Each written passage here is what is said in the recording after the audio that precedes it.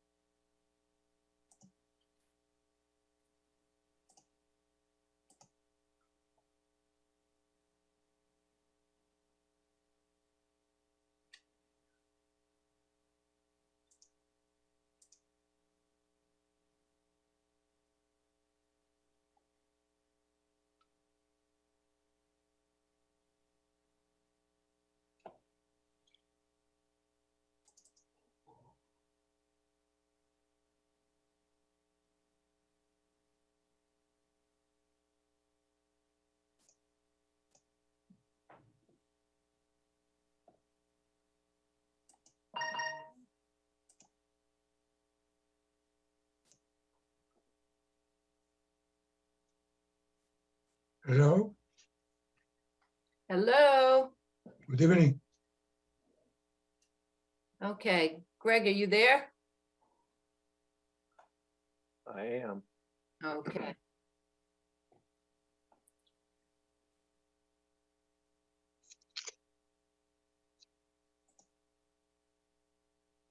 Sorry about the delay.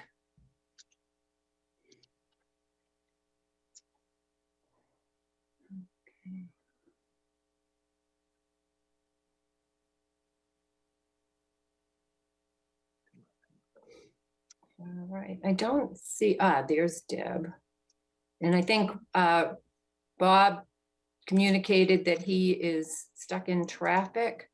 All right, and I don't think Chris is able to make it tonight. Okay.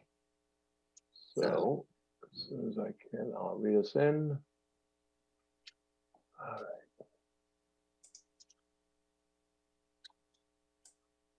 Good evening, everybody. Good evening.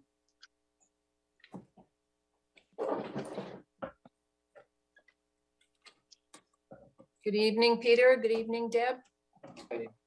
18th. All right, there we go. Okay, good evening. Welcome to the October 11th, 2022 regular meeting of Here's the Town of Bob. Easton. Can you not hear me? Can you guys hear me? Yes. Okay. Regular meeting of the Town of Easton Planning and Zoning Board. In keeping with an act relative to extending certain state of emergency accommodations, this meeting will be conducted remotely over Zoom. Attendance by board members will be remote, and remote attendance shall count towards quorum. The meeting will be broadcast live and recorded on ECAT. To use Zoom, follow the link on the agenda, which can be found on the front page of the town's website on the calendar. While board members and applicants will be on video and audio, public participants will join the webinar as an attendee, meaning they are muted with no video feed from them. During the public testimony portion of the meeting, members of the public can be recognized by using the raised hand function on Zoom or make a request using the Q&A function. If joining by phone, press *9 to raise your hand. Board members are asked to announce themselves when making a motion in seconds so that it will be clear to the audience and minute takers who made the motion. All votes will be by roll call. To ensure that we have a quorum, we will now do a roll call. Greg Strange present, Peter Duchesne. Here. Deb Balseric. Here. Robert Stetson. Here. Amos Kedem. Here. All right, and if there's anyone in the audience, we received 466 Foundry Street, so that will not be heard tonight. Can you repeat that? You broke up. I'm not sure if people might have heard you. Can you hear me now? Yes. Okay, I said for those in the audience that may be here to participate in the 464, 466 Foundry Street, we received a request this afternoon to continue to our meeting that will not be heard tonight. First up, we have a continued site plan review, My Brother's Keeper, 534 Washington Street. Do we have anyone presenting Oh, for yes. them? Yeah, hold on.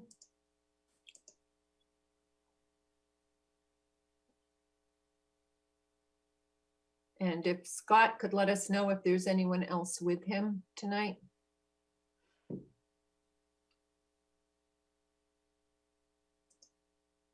Yeah.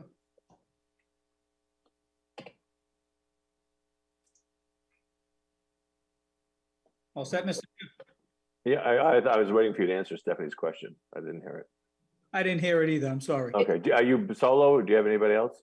No, I'm solo, ready to All go. right, so just name and address for the record and the floor is yours. Sure. Thank you, Mr. Chairman. Scott Faria, Homegrown Engineering.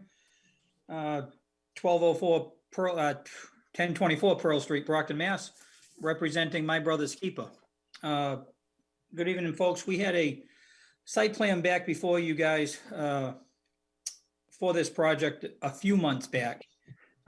Just to kind of refresh My Brother's Keeper, their existing facility through COVID. And since COVID, they've really expanded their services that they provide to Easton and the surrounding communities.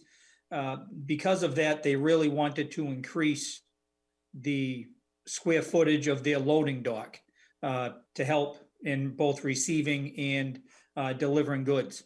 Right now, they have kind of a small loading area. So the proposal that we have before you is about an 1,800 square foot addition that'll be on towards the back of the property. It's almost entirely on the existing paving of the site. So in proposing that, we did have to propose about, I don't know, maybe about 2,000 square feet of new paving. In doing so, that work, along with the addition, fell within the 100-foot buffer zone and put us under conservation jurisdiction. Because of that, both under your site plan requirements and the Conservation Commission, the project was sent out to peer review. And we've gone through that process and finally received a positive review late last week. We've worked out all of the major conditions on the existing drainage system in our smaller proposed drainage system. There's a few items, but that the consultant would like to have put in the order of conditions from the Conservation Commission, but really nothing of any significance, folks. It pretty much keeps everything the way it is. As I said, we're adding a little section of paving off to the side of the building, a little bit of new landscaping in the front and alongside the existing driveway. And really, besides that, that's about all we've got going on this one, Mr. Chairman. Okay, thank you, Mr. Ferris. So is everything, those last items you talked about, are they represented on the plan? Yes. So before us is what you're hoping is the final plan? Yes, sir. The conditions the consultant came up with were basically calculations that won't make any change on the plan. Okay. Board members, questions or comments? Not yet. No, hearing none. Stephanie, do you have anything besides your report? No, they addressed everything. One of the comments I had was related to that second entrance, which they have since removed from the plan. Right. All right. And just so you know, Chris is joining us. Oh, cool. Are there any major changes to the plan from when we looked at it last? Really, as Stephanie just said, originally we had a new driveway going out to 138 off of the most recently constructed parking area, probably from 4 or 5 years ago. They were thinking of maybe having a separate driveway out to 138. I think you folks and Stephanie both had some questions and concerns about the amount of trees that would have to be cut down to build that new driveway and that curb cut out onto 138. And we've since eliminated that. So that's really the only significant change. Mas, go ahead. Yeah, is the question from the fire department answer about what size of truck was used in order to plan the Yes, access? yeah, we submitted a fire truck plan and showed the fire truck that we use, which is actually a larger fire truck than Easton's fire truck. So we use a template that shows a bigger truck than Easton currently has. So so we've satisfied their question and concern. There was another question about the sidewalk and the protection and what are the details of that sidewalk for safety? From, I think it's from, is that from the parking lot to the building? From the parking lot to the sidewalk. Yes, right, and we did add, I think we were talking of, again, that newer parking lot off to the side of the property. Sorry about that, folks. Jeez. So we did add a sidewalk from that new parking area across the existing crosswalk to get into in the front of the building. So we did add a sidewalk from that parking area as was suggested. Are you retaining the access to the Stonehill Walkway that currently exists? Yes, yes, that rosary path will remain, yes. All right, that's in your path. Yep. And remind me which sheet has the landscaping plan? Is it the last one? Is it those, are those trees representative of the landscaping plan? Yeah, it's sheet number C5. Mm-hmm. All right, and so just the existing, so there's no new proposed landscaping and not much is changing on the existing part of the building?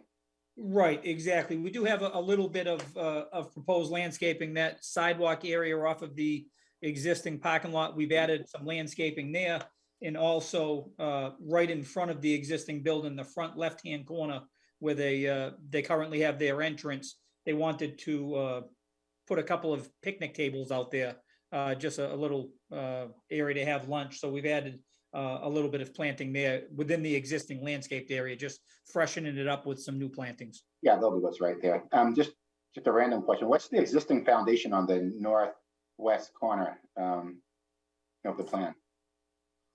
Shows existing foundation. It is just an old, I don't know if you'd call it historical, but just an old stone foundation that's been there as long as my brother's keeper has had. Wow. Okay. Great, thank you. Okay.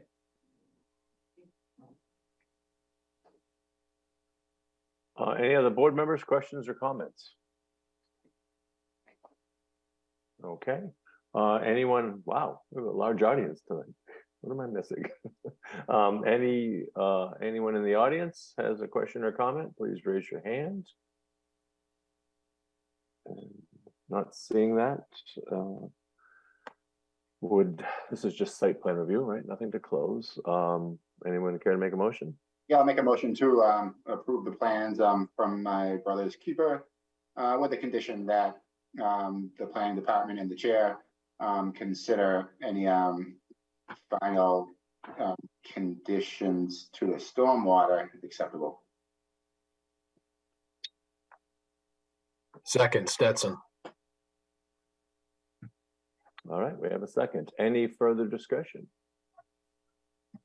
Hearing and seeing none. All those in favor? Greg Strange, aye.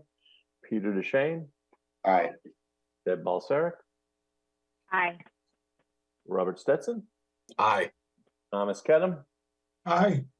Christopher Anderson. Aye. It's unanimous. All Thank right. you, sir. Good luck. Thank you, folks. Have a good night. Appreciate the help. All right. My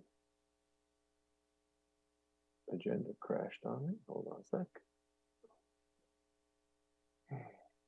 Okay, so next, Susanna, it was 1024 that 464 requested to, correct? Yes. All right, thanks. So Motion to continue 464 Foundry Street to 1024. Second, Stetson. there's a motion by DeShane. Any further discussion? Hearing and seeing none, all those in favor, Greg Strange, aye. Peter DeShane, Aye. Deb Balseric, Aye. Robert Stetson, Aye. Thomas Kedem, Aye. Christopher Anderson. Aye. All right. The next up, we have a public hearing for a zoning amendment, map amendment to rezone Center School 388 Depot Street from municipal open space to residential. Peter, do you have the text to read us in? Yes, sir. Town of Easton, notice of public hearing. In accordance with the provisions of Chapter 40A, Section 5 MGL, the Easton Planning and Zoning Board will hold a public hearing on Tuesday, October 11th, 2022 at 6:30 p.m. This hearing will be held virtually via Zoom for the purpose of receiving public comments concerning the following amendments to the Easton zoning bylaw. Chapter 235 of the Easton Town Code to amend the zoning map of the town of Easton, Massachusetts, dated May 17th, 2021, by rezoning to 388 Depot Street, map 38U, lot 17, from municipal open space to residential. Copies of the proposed zoning map are available for review at the Planning and Economic Development Office at 136 Elm Street, Northeastern Massachusetts, during regular business hours. The amended zoning map is also available on the Planning Department website. This notice is also available at masspublicnotices.org.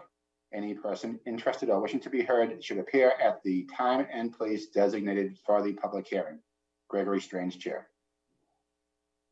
Thank you, Peter. So Stephanie, I know this is you and town administrator's item, and I know you presented, or at least it was before the selectmen's tonight, so I will cede the floor to you. Okay, so as the hearing notice states, this is to change the underlying zoning of this particular parcel, which is where the center street or the central school is located. As everybody may be aware, the town has been going through a public buildings assessment for improving the facilities for fire, police, and DPW.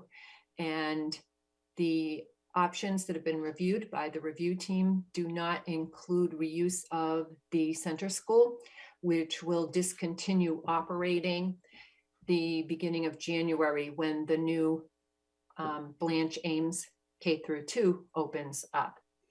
So it is the intent of the town to dispose of the property as they are legally bound by the legal bounds that allow them to do so.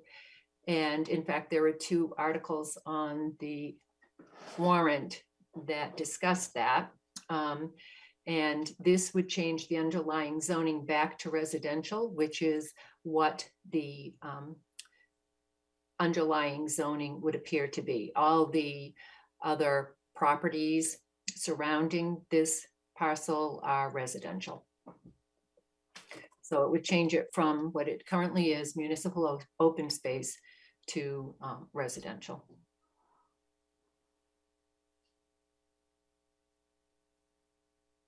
Board members, do you have any questions for Stephanie? Question. Go ahead, Peter.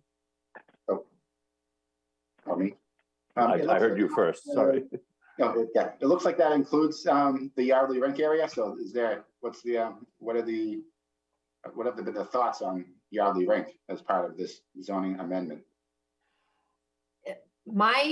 What we've heard is there's a lot of interest in keeping the Yardley rink active. So I think any future use would need to contemplate that. But I can't say for certain. It certainly wouldn't preclude use of the rink. But it's still, it's the town's opinion that it would behoove us to include that in the residential rezoning. Yes. Why is that? We'd have to carve it out as a separate parcel if you weren't going to include it. Do you have a concern, Peter? Oh, no, I was just wondering, but yeah, if, you know, if the plan was to remain some sort of public use, then why would it be included in the residential rezoning in the first place?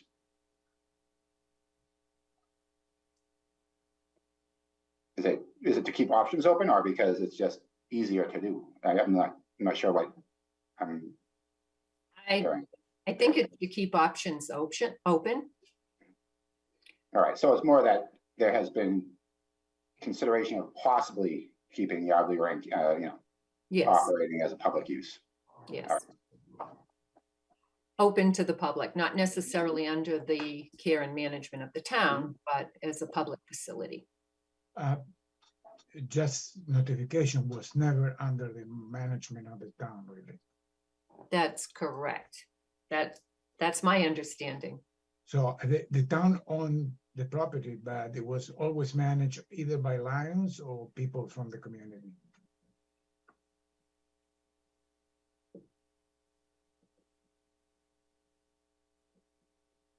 My basic knowledge is that it was maintained by like a volunteer organization, but in like the last over around 2020, somehow that was ceded to the town for the interim period. Anyone can correct me if they have more information. I'm not aware of that, Peter, so I couldn't answer. I'd have to look into it. Mm-hmm.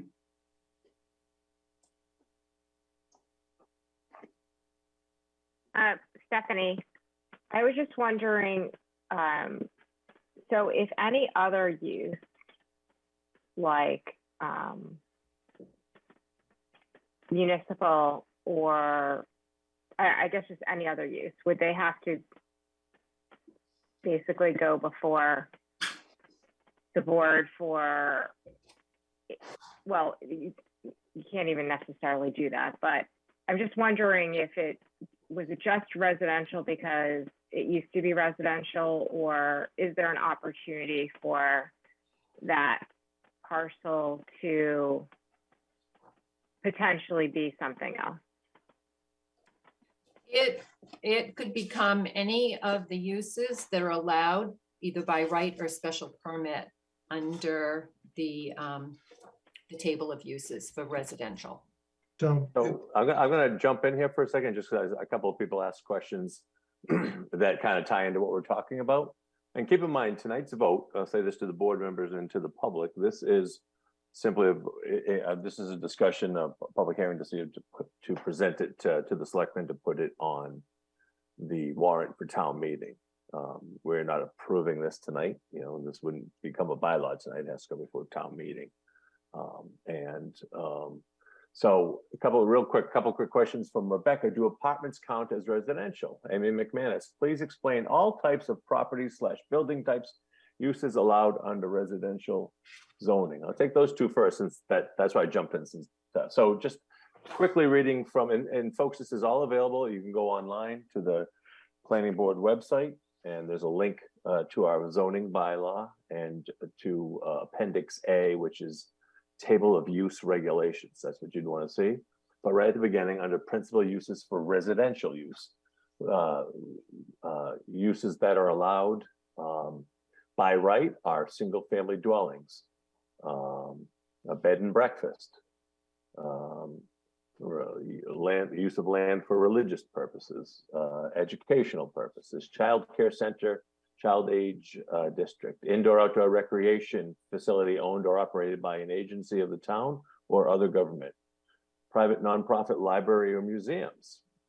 And I won't read the whole list. It goes on. And then just an example, there are possibilities so that's by right. And what that means is if you meet all of the requirements, dimensional requirements called out in the bylaw, you would still come to this board for site plan review, and you may very well have to go to Conservation Commission if there's a wetlands.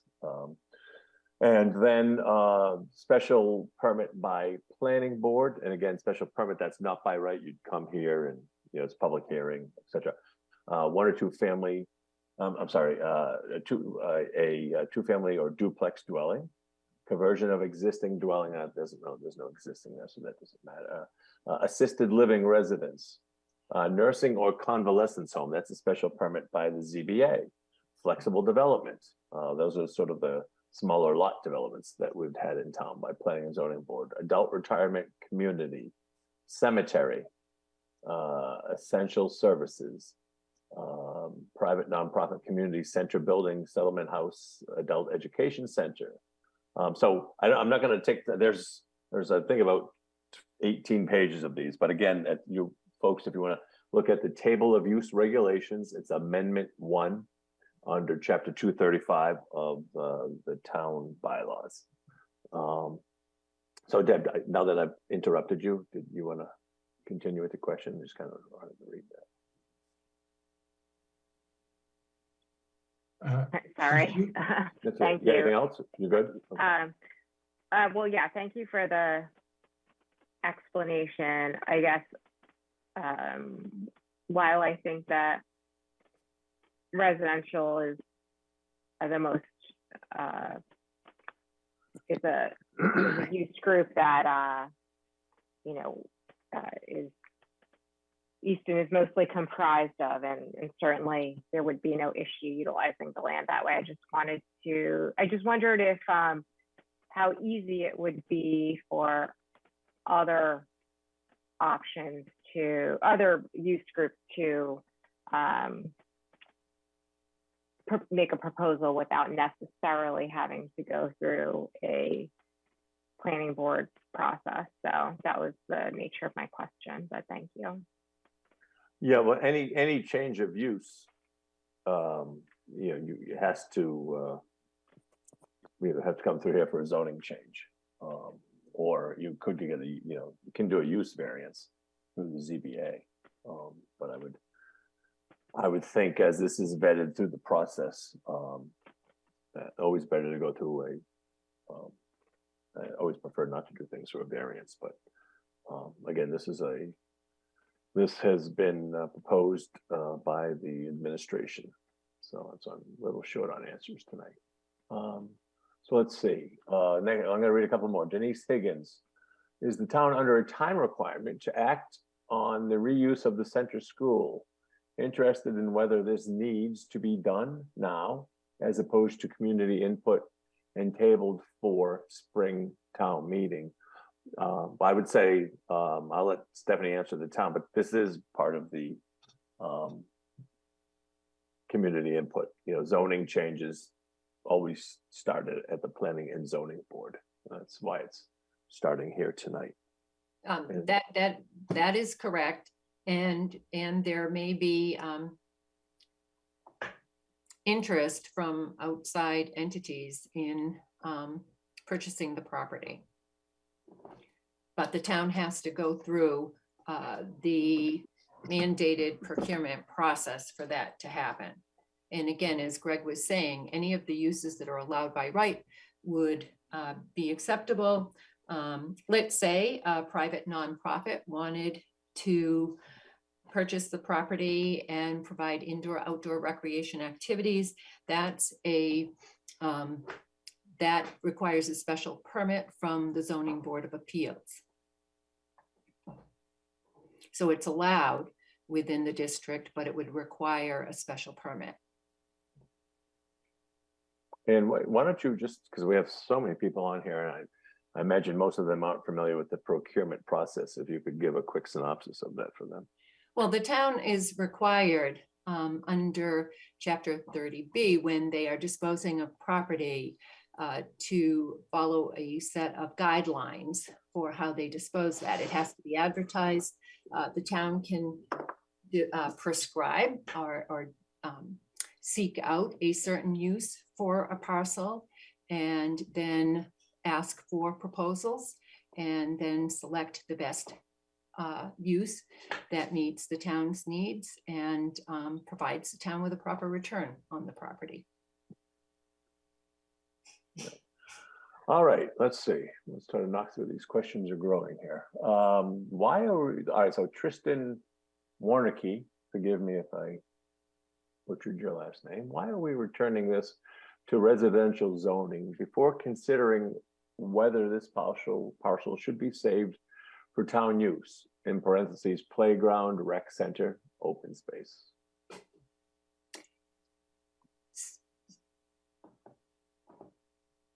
So did I see that you're typing an answer, Greg? No, I'm just hitting a period to close it off. Oh, okay. No, Okay. yeah. Would you no, like no. me to? Oh, answer? yeah, these are all on you. Yeah, this is. Yeah, okay. I mean, but I just, I want to, we've had no involvement in this, so that's why I'm giving this Yep, all to you. good. We've had not even had one discussion regarding this, so. Yeah. So this doesn't preclude the town from doing that if they decided so.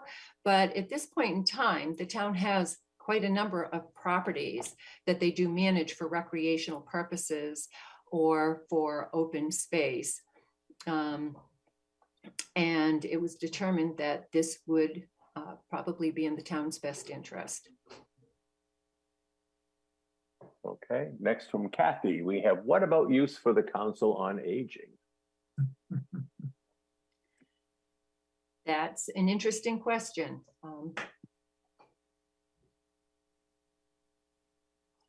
I can't, Is that your I answer? don't know. I don't know. You know, I think that may have been considered. I don't know. That would be allowed under residential use, correct? It would be. It would be within Yeah. allowed. And again, folks, I think I just want to point out, we are strictly talking zoning tonight, not a, I know not a building type, not even a specific use. This is just the residential zoning. And I think it's really extensive, the possible uses. And as I say, I'd refer you after tonight's meeting and, you know, before a special town meeting in November to review the table of use regulations, and then either feel free to contact the administration with comments or thoughts, as they are the ones that have been pushing this forward, or come to town meeting and participate there. We're looking tonight to just decide whether to put, this has been presented to the planning board as a potential zoning amendment to be presented at town meeting, and we're just discussing it prior to voting on whether to send it on to.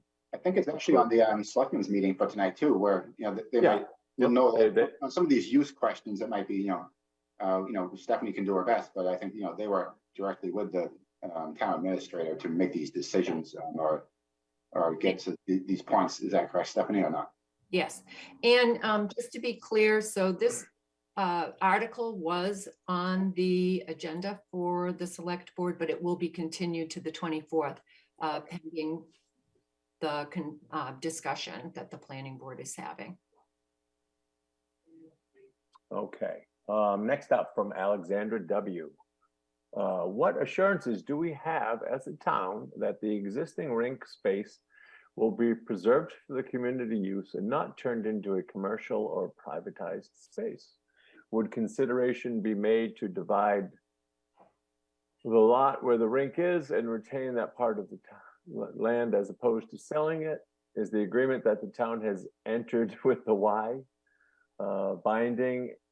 And are we, or could a developer come in and place a higher bid and then develop high density housing there? What has the cost to the town been over the last 5 years of maintaining and assisting in keeping the rink, which I know the planning board's not gonna have that answer. So I'm gonna go past that. And what was the last time the center school was deemed residential? So let's see. Where do I start on that one? I'm going to start with the last one. I probably, when it was constructed, and my understanding, I think it was constructed in the 1960s.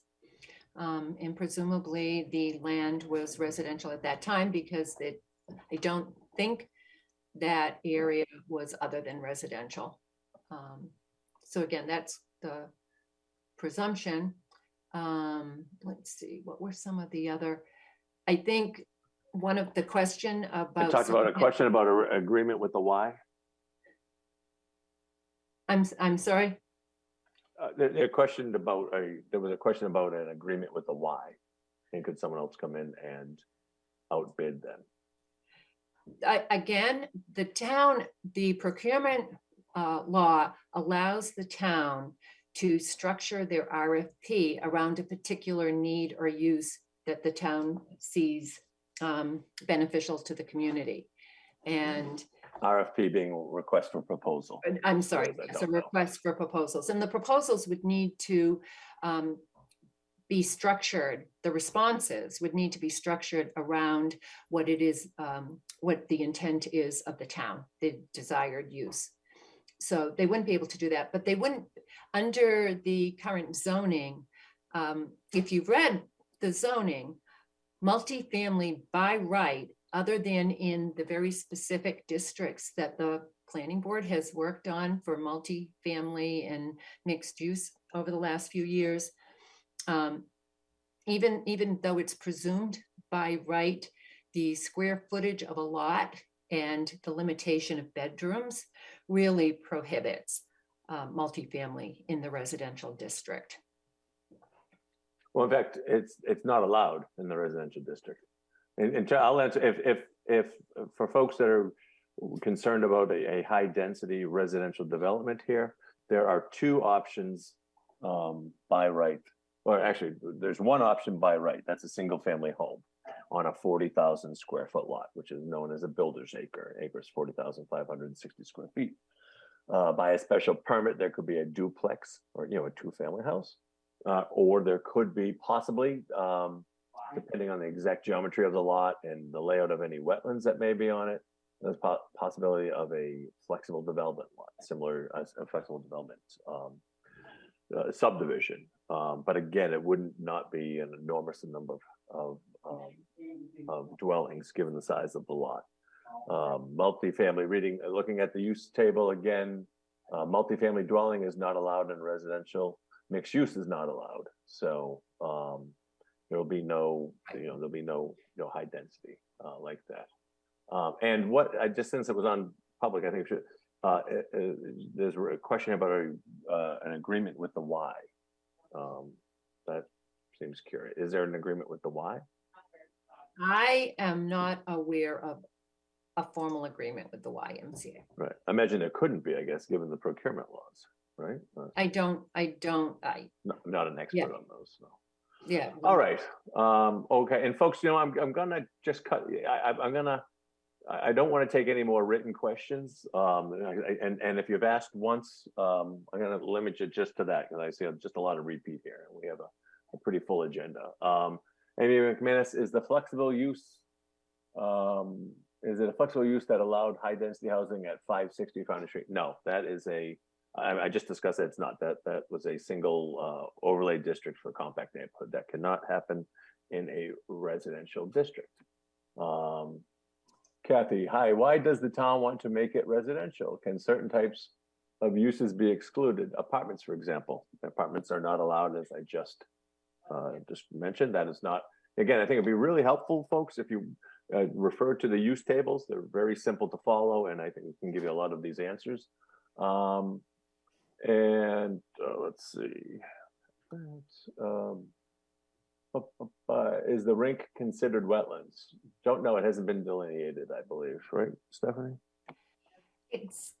I believe it's considered a man-made structure, and there may be some fringe wetlands. I definitely think there are wetlands on the property, but the rink is a man-made, and it is maintained as a rink and not as a wetland system. Okay. Melissa Hartz, what do we do to modify zoning regulations? We're building too many homes and multi-use dwellings, and the infrastructure can't handle it, nor do residences generate income the town needs. Residences do provide income, and they help keep a town young, but that's a discussion for another night.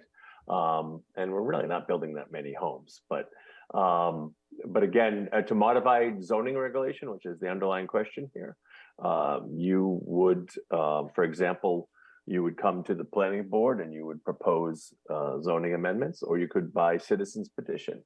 You could propose a zoning amendment. it would have to be approved, and I mean, I guess citizens petition would, they'd have to just have the certain number, and it would go to town meeting. That's the process, just like every year, or not every year, but the years that we do zoning amendments to the planning board. We present to all of the boards in town, we get it approved by the Board of Selectmen and the Finance Committee and other boards.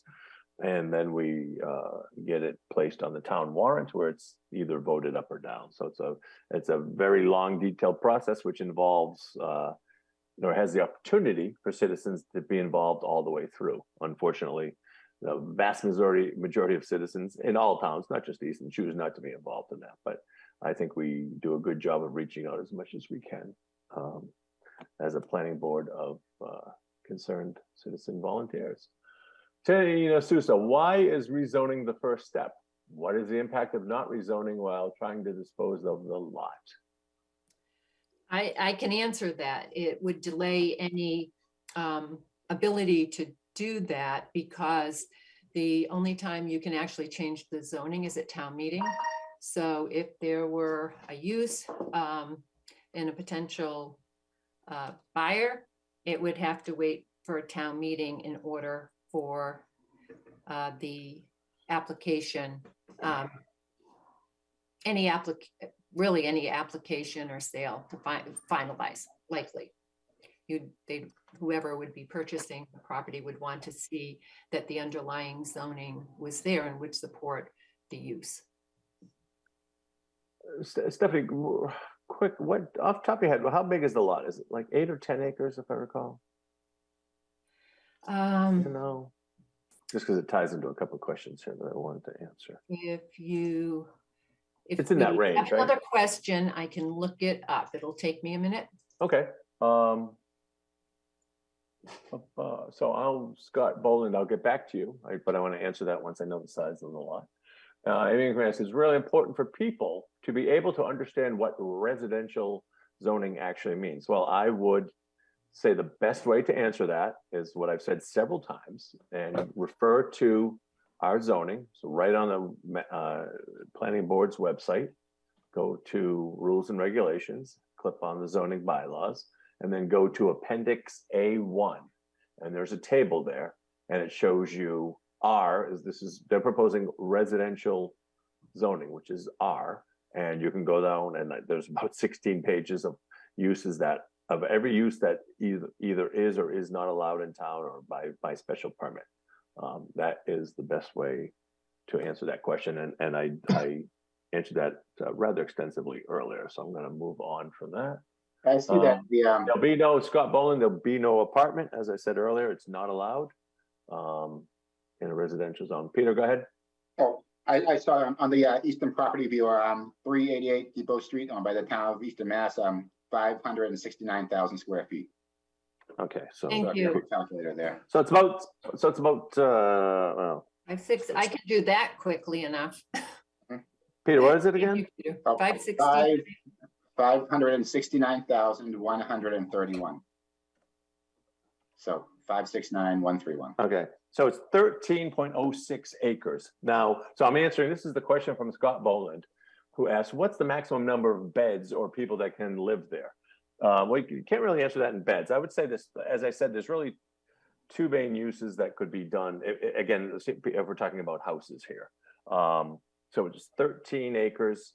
Now, we don't know what's wet there. I believe there are some wetlands in the back. And that, obviously, you can't build on that. And then there's buffer zones that can't be touched. But so possibly, and again, this is without looking at the land. There's so many factors that go into it. But I would say north or south of maybe 9 or 10 homes if we were doing conventional zoning. By that, I mean 40,000 square foot lots.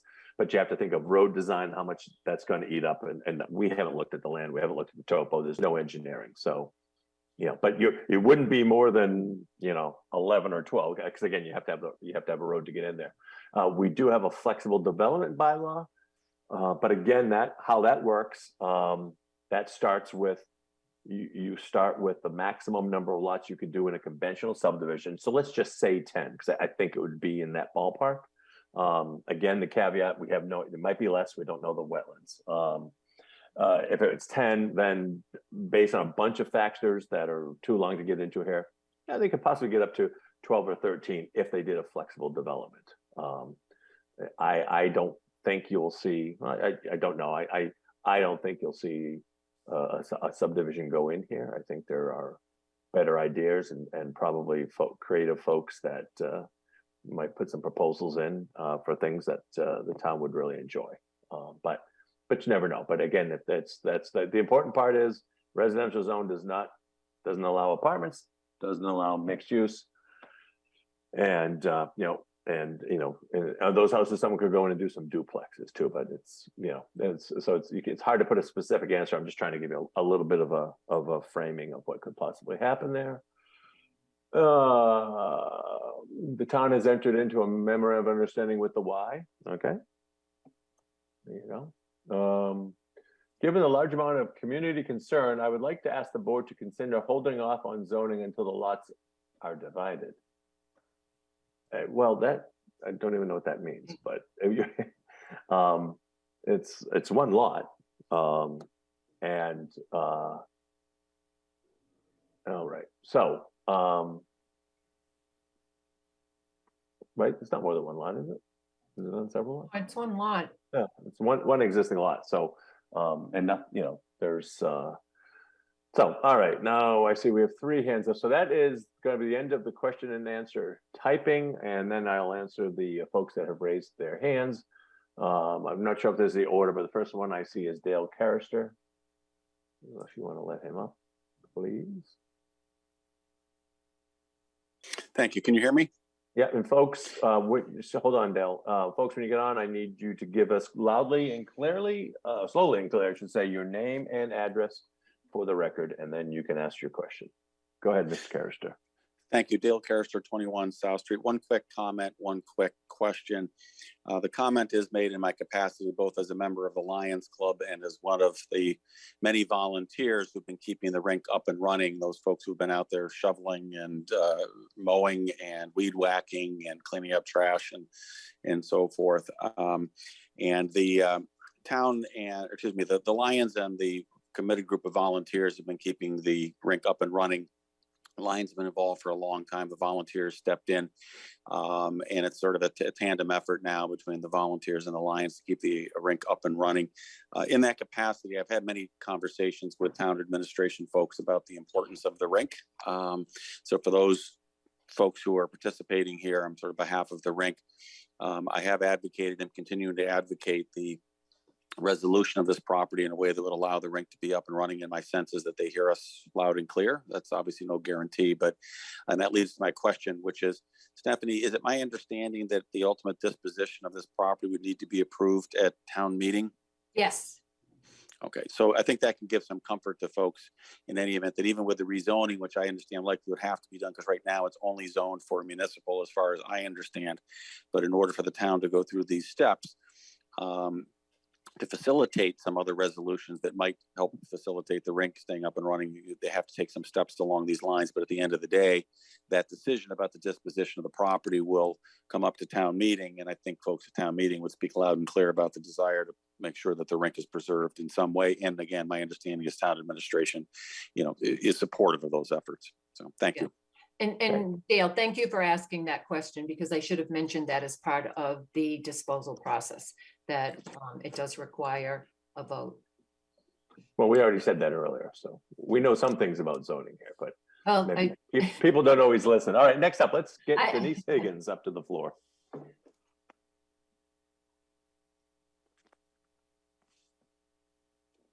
Oh, sorry.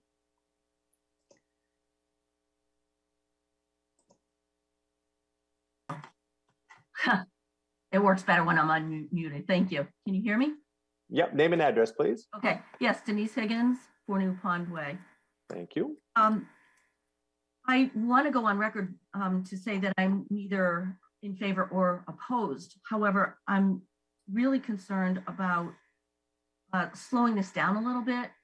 I have a couple of questions, but I just like to ask one, which I asked in the very beginning.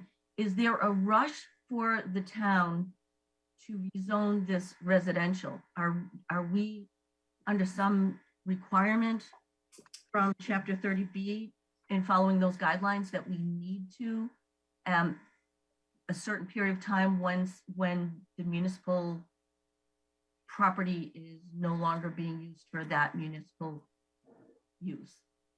And then I have a follow-up on that. The answer to that question is no, there's no requirement. So then we don't have at this point as a town a rush to have this rezoned residential. Is that correct?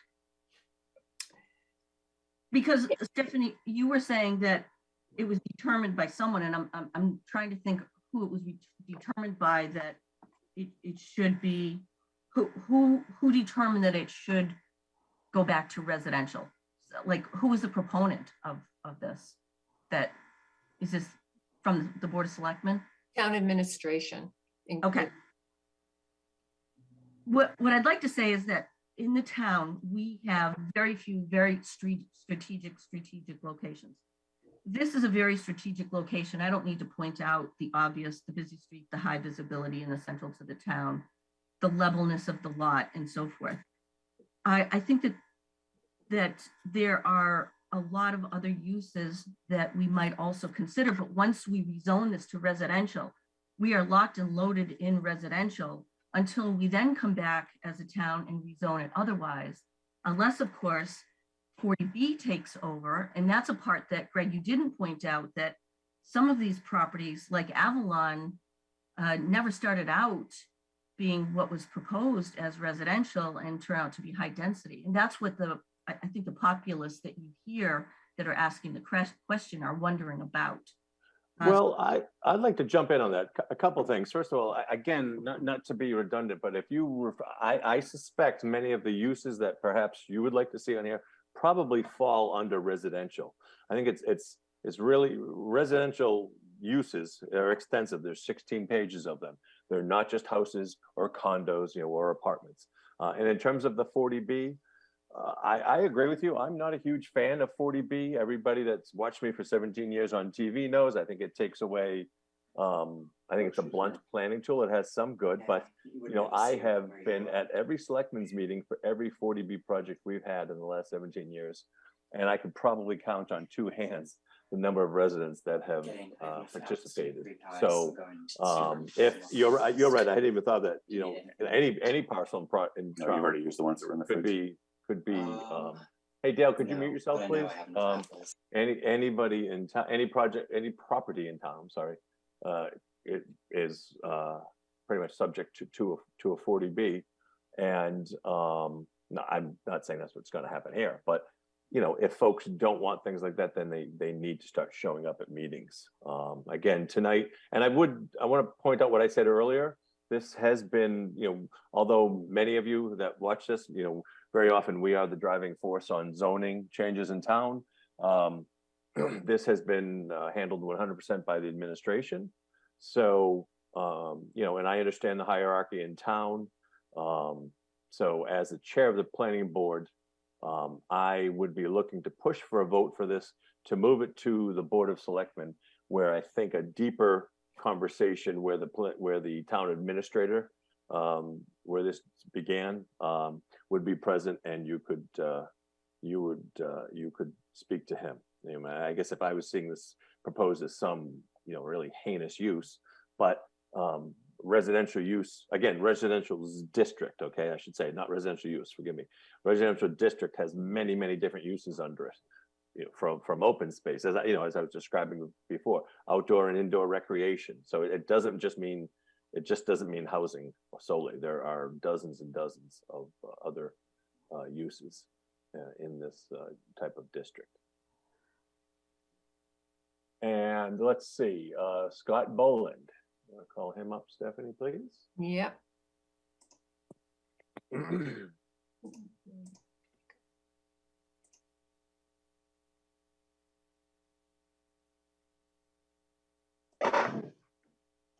Hello, Name and address, please.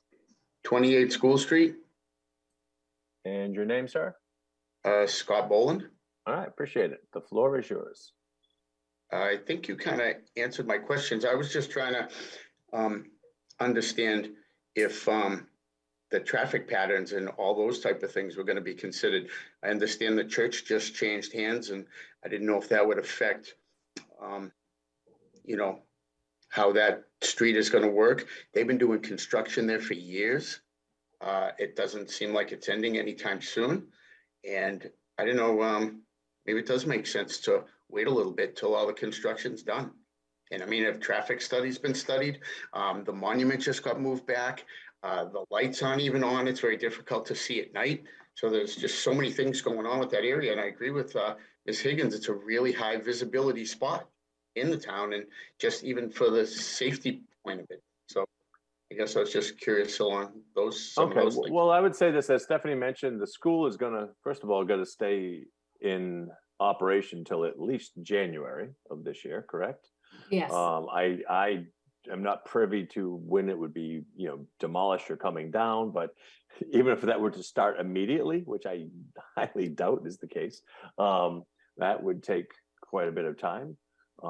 And then whatever a proposed project or use or development of the site would be, has to go through, an approval process, which takes, could take several months or several years, depending on several factors. So, nothing, in terms of, studying traffic patterns, that's kind of minutia we'd get into once we had a proposed, we handle that during site plan review.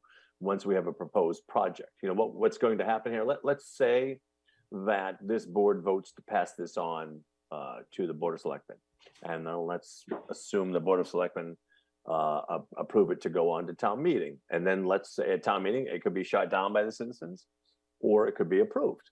Let's say it's approved, then it would go out through the RFP process, a request for proposal, as Stephanie mentioned.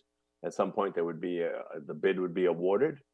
Then there's time, legal, things have to be purchased. Think of how long it takes to close a house. I imagine the closing for an RFP on a large municipal piece of land takes quite a bit of time.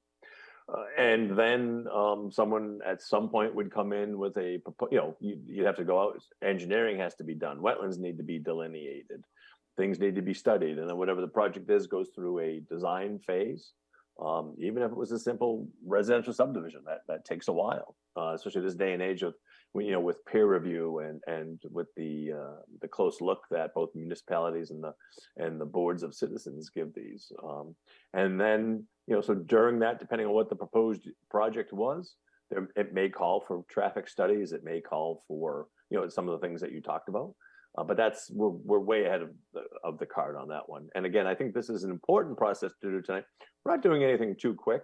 We're just, the town administrator took this, ran with it with his staff, and they passed it to us and asked us to discuss it and then vote on it. And I see no reason not to vote on this, because again, there's plenty of time. And frankly, and I really appreciate all the participation and input from you fellow citizens tonight, but the time that your questions really need to be asked would be when this goes before the Board of Selectmen, and then if you don't get the answers you like there, or you have more questions, at town meeting. This is just the first step, and I wouldn't I like, if I think of what I'd like to see happen on that property, which I'll keep to myself, but I think there's some great things that could happen there. They all fall under the residential use table. But again, that doesn't mean there's bedrooms there. In fact, the majority of uses under the residential area seem to be not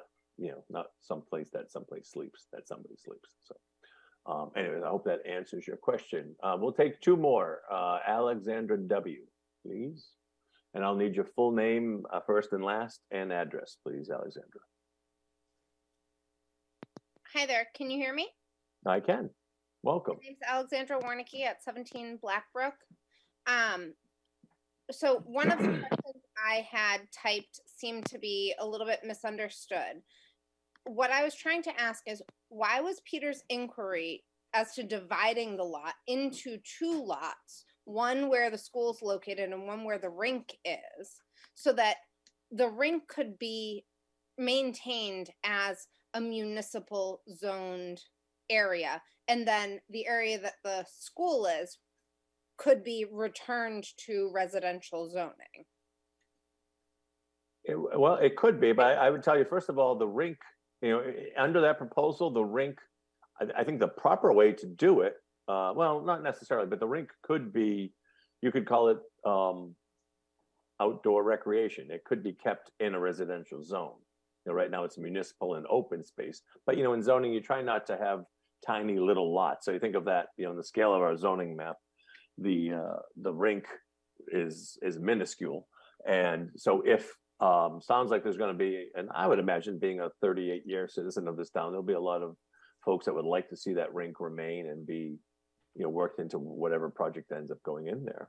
But that can be done under residential zoning. I think that's probably another reason that this course was chosen by the administrator. I understand that the rink could happen under residential zoning. The reason I'm bringing this up is because it seems as if there's clear community support to maintain it as a rink, and leaving that portion of the current lot as municipal would put some protections into place that part doesn't suddenly get absorbed up and changed into something else. And if you actually look Greg, at can the I answer zoning that? map, can I just put one other thing? If you look at the zoning map currently, there's a very thin, long piece of municipal land that seems to be in the middle of Meeting House Lane and Depot Street across from the rink. I'm guessing it's something that was deemed not buildable and was gifted back to the town. There's no reason why we can't have a smaller municipal cutout. You can see many of these municipal chunks that are small. If you look at the corner of Baltic Ave and Sheridan Street. Okay, I understand. I'm going to just cut you off again because we are under time constraints. Stephanie, I'll give it to you in a second. I just want to say, Alexander, you have to understand, we're only discussing what was presented to us. You bring up some good points, and I could see that happening, probably will happen, but we're just being asked to comment and vote on redistricting or rezoning, I'm sorry, this to residential, which doing that residential zoning, which would not preclude the lot from being divided or would not preclude the rink from remaining. So go ahead, Stephanie. I was going to say pretty much the exact same thing. You probably wouldn't have stuttered like I did, though. I probably would have. I frequently do. It's been a long day. So, all right. And last, I'm going to take one last question, and this will end the public portion of this hearing for tonight. It's Chris Butler. Hey, Gregory and Stephanie. This is Chris Butler, 89 Kennedy Circle. Welcome. So sorry I missed the beginning of the meeting. So what is the plan essentially, and then what is the motion for tonight?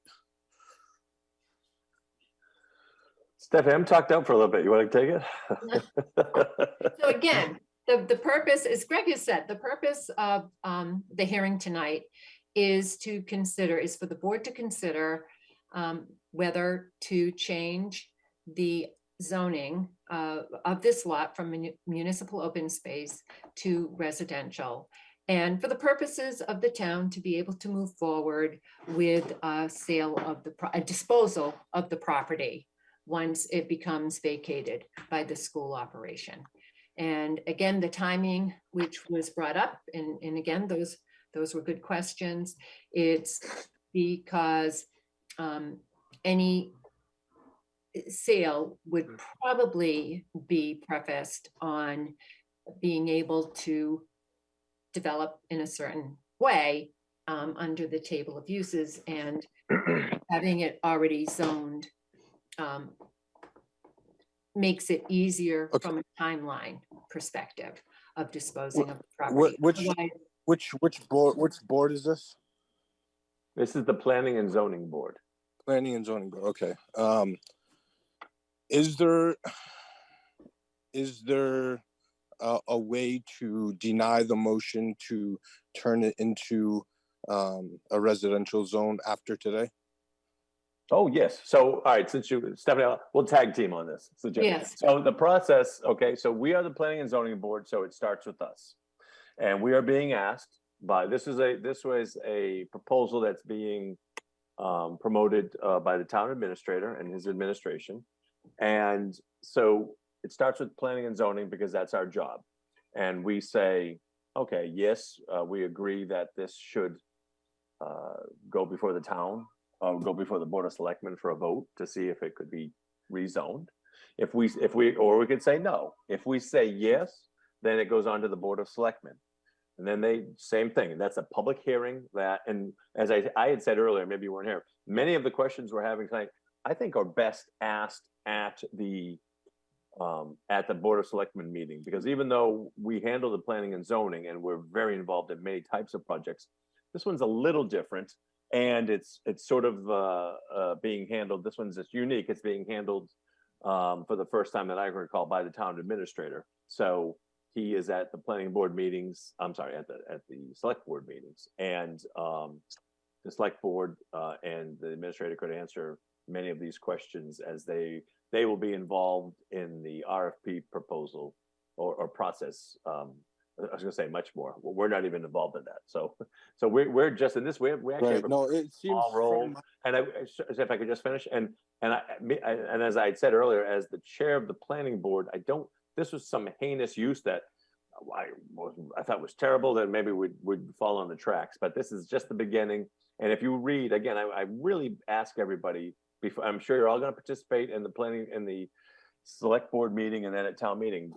Make sure you go to our website, planning board website. It's on the town's page, and go under rules and regulations tab, and go to zoning, and then right at the very top it'll say Appendix 1, table of use, and across the top there's an R and a B and a few things. So R is for residential, and you can go all the way down and you'll see the dozens of uses that are or are not allowed in a residential zoned district.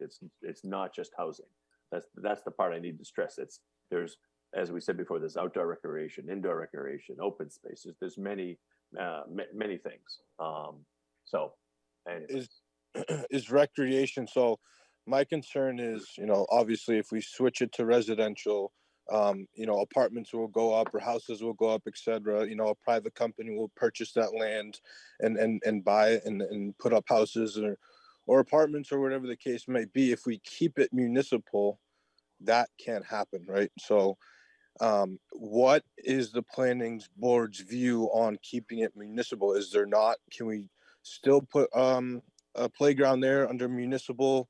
Can we still put other structures there under the town that would be useful to citizens? I've listened to a lot of people, on Facebook via text, etc., with concerns of apartments going up, with concerns of houses going up, and I think that space could be used better under a municipal project like playgrounds. Sure. So I'm going to just catch off because a lot of this is redundant, but I understand that you weren't here. So if I could do this quickly for you.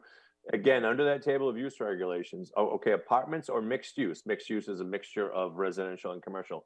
Those are not allowed by right. Now, as an earlier resident called out, a 40B could go there. Yeah, a 40B could go just about on any piece in town. But again, these are all processes that they're not done by right, which means you can't just go and do it. You'd have to go through a long hearing process. And right now in terms of houses, if the only two things that could happen by right would be roughly, and again, this hasn't been engineered, we haven't seen, but maybe 10 houses, or if it was a flexible development, maybe 13 houses. But frankly, I don't think that's what you're going to see there. I think there are better uses there, and I think the town leaders have their vision on a better use there, but they have to go through the RFP process.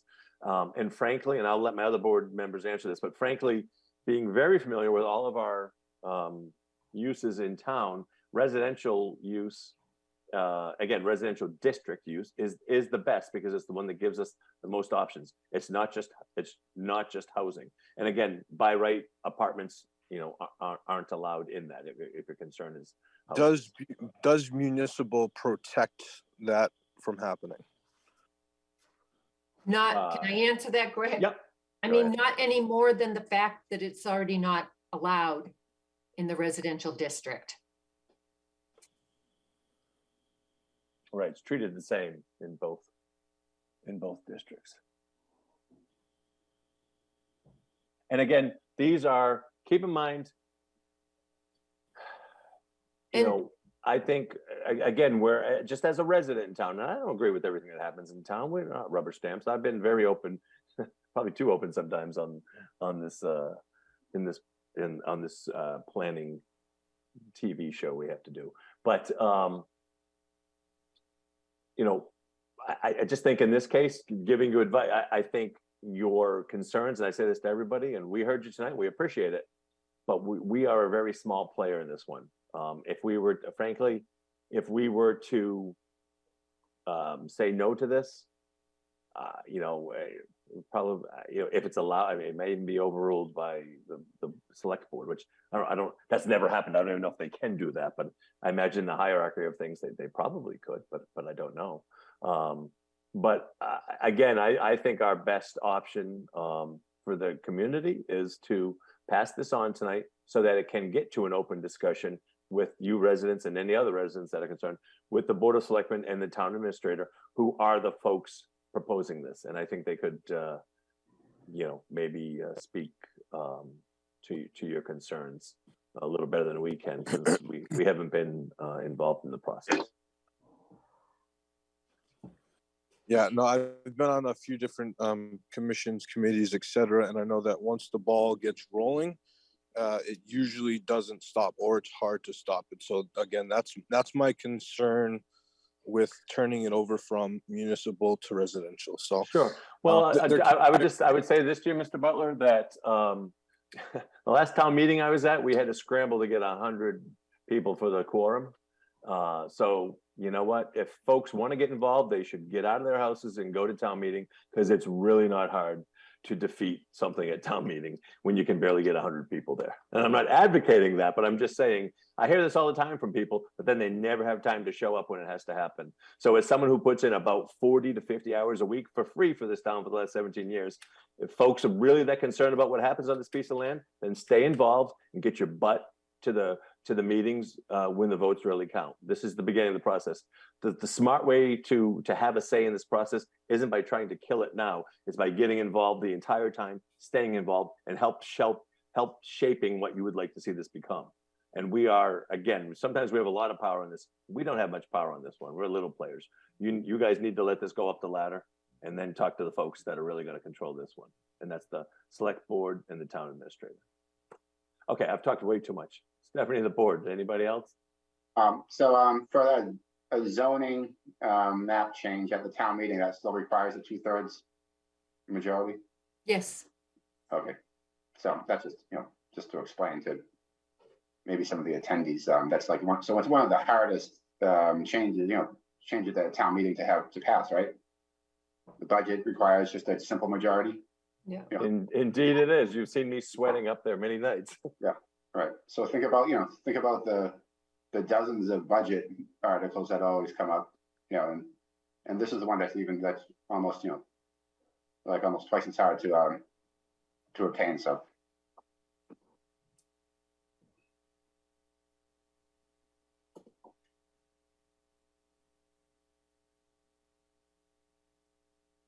Greg, you're muted. Bet you guys like that. Any other board members with any more comments?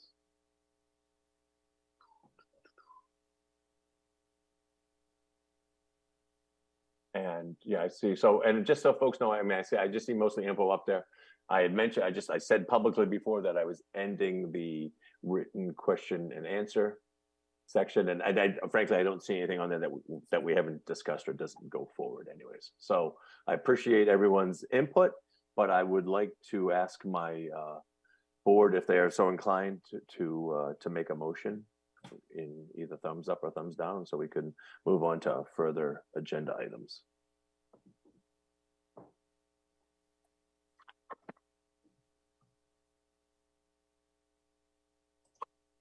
Motion to, well, I guess what is the motion here? Motion to approve it's not a warrant, right? It would be a motion to recommend to the Board of Selectmen, I believe, right, Stephanie? Yes. Okay, motion to recommend the rezoning to the Board of Selectmen regarding center school. That was by Anderson, Robert second. Stetson. Christopher Anderson with the second. Any further discussion? Hearing none, all those in favor, Greg Strange, aye. Peter DeShane, Aye. Robert Stetson, Aye. Thomas Kedem, Abstain. Christopher Anderson, Aye. and Deb. Is Deb still here? Yep. Yeah, Oh, okay. And aye, Deb Balsarek, aye. yeah. Deb said aye. Okay, the motion passes. Thank you, everyone. I appreciate your participation and look forward to seeing you and hearing from you at future hearings regarding this.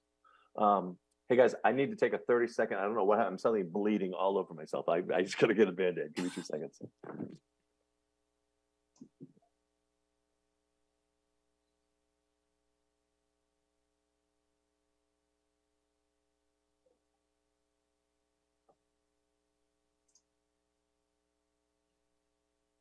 This is when you wish you had like a canned little entertainment piece. Yeah, we don't have the music.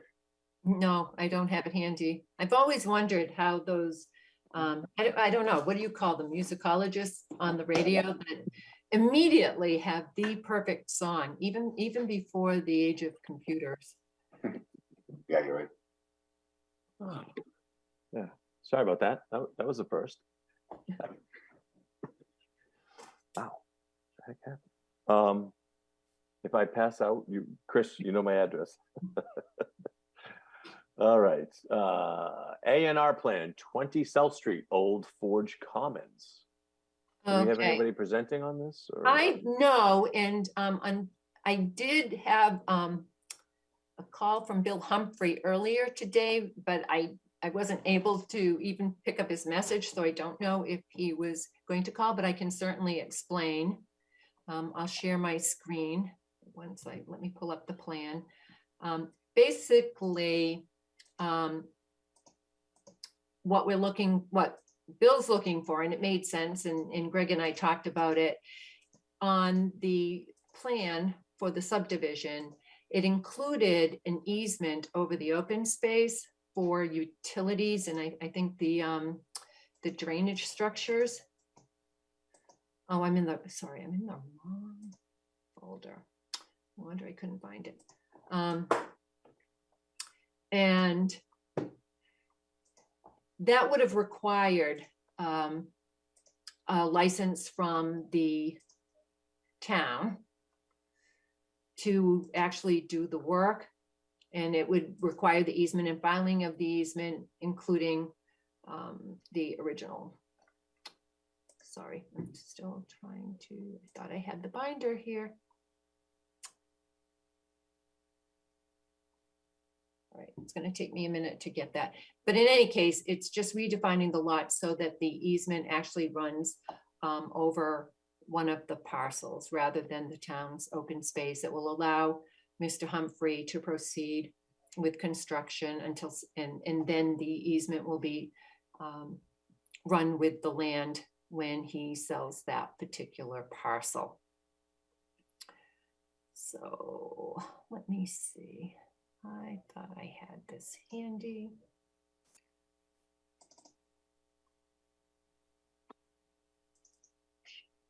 Stephanie, do you want me to share my screen for the plan? I have it open, if that helps. Yeah, I mean, I just pulled it up myself. Okay, oh, go ahead then, that's fine. I didn't know if you had it. I don't know how I lost it to begin with, but here it is. Okay, can everyone see the plan? Yes, well, I can. I guess. Let's be clear. Okay. So the drainage and access easement we're talking about is right here.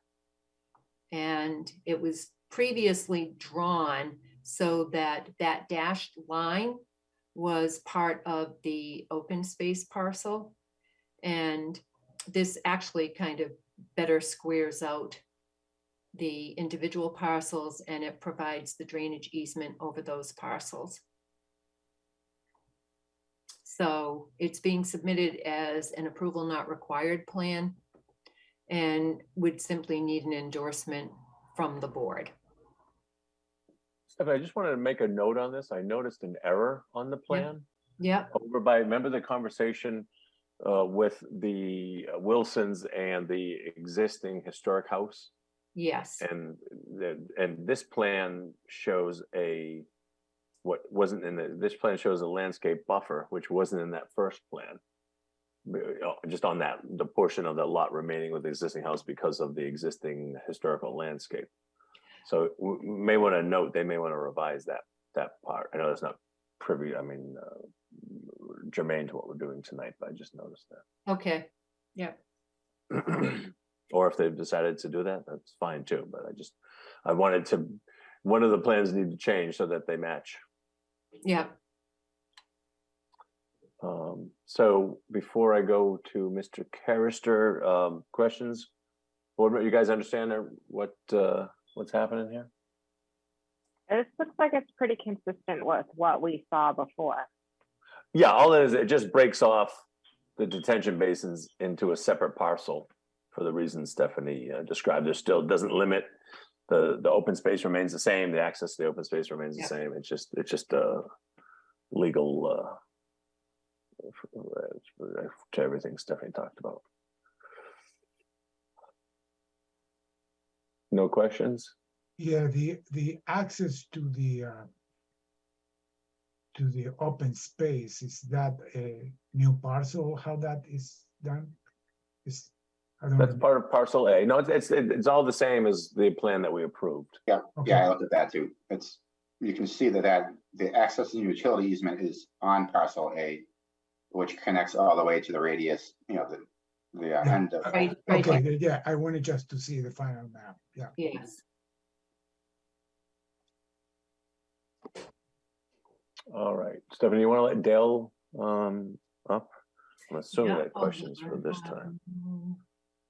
Let me stop sharing because that makes it easier. Actually, here we go.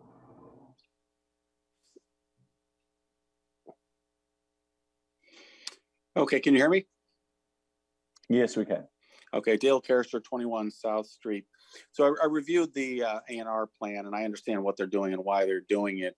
I suspect the Conservation Commission in the town doesn't want to accept ownership of parcels that are where the pocket wetlands and the drainage easements are going to be located. What I do want to make sure of is that those parcels, while the A&R provides that they're going to be maintained and by the ownership of the homeowners association. Again, I want to make sure that there's continued public access to that common space. No differently than, okay. And second, the special permit decision provided that there were various things that had to be done before, quote, the commencement of work. And that was including in paragraphs 5, 6, 11, 13, 16, and 19. I'm not interested in holding up the work. I think a lot of the folks around here would just like to get it over with as quickly as is possible. But recently we saw that, and one of those things was the land was supposed to be conveyed to the town prior to the commencement of any work. The work, to the extent that includes the site work, is well underway. There's been all sorts of heavy equipment operating there. But recently we saw that the old Belcher house has been listed for sale, and paragraph 16 of the special permit decision provided that prior to the commencement of work, all architectural plans for the renovation of the existing Belcher house on lot 20 shall be submitted to the planning board for review and approval prior to the application for building permit. What I understand that to mean is that the plans had to be submitted before any work would commence, and then the board would have the opportunity to review and approve it before the application for a building permit. It seems like the work is off and running, but yet these things haven't been done first, in contravention of what I understand to be the requirements of the special permit. And in light of the fact that the house is now for sale, we're very concerned to make sure that these things are in fact fully implemented. Now, by way of caveat, my understanding is that the listing does address some of these contingencies, in the sale, but we have greater comfort to the extent that the special permit decision is actually being followed. And toward that end, we would note also that even though the requirement is that they can't begin work until 7 o'clock in the morning, today, as a matter of example, there was heavy equipment being unloaded at 6 o'clock in the morning. And I know because I'm right across the way, and our neighbors are also right across the way. And, we've already reached out to the town folks, officials, to address it. But it just seems to me somebody needs to be monitoring, making sure that the developer is doing what he's supposed to be doing in accordance with the decision. So my main comment was I just wanted to make sure that the public access was followed. And then as far as the house is concerned, that again, paragraph 16 will be followed, again, because those architectural plans are supposed to be submitted before the commencement of any work. Thank you. I think we vote on this plan and maybe, the planning department can follow up and if we need to meet with the applicant, then, Greg and Stefan know what to do about that. We're just the planning board. We've approved it. The administration handles the administration of the project, and I'm sure they're on top of it. Okay, motion to endorse the Form A. I'll second it. Any further discussion? Oh, on. All right, I see a hand up from Maria Wilson. Hold Stephanie, on.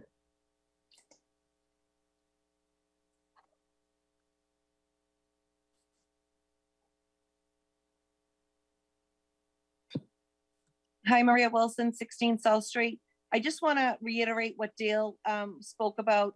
I personally was never a fan of the flexible building, but the fact that the Buckley house was going to be renovated made me feel much better.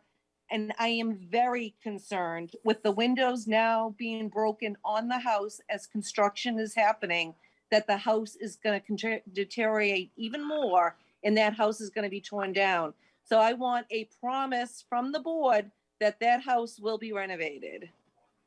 Well, first of all, the board doesn't build the subdivision. The board has done their job on this. We worked very hard to come up with a project. A decision was rendered. The board does not administer the administration of the project. That is planning departments. And I'm sure they're on top of all of this. And we share your thoughts.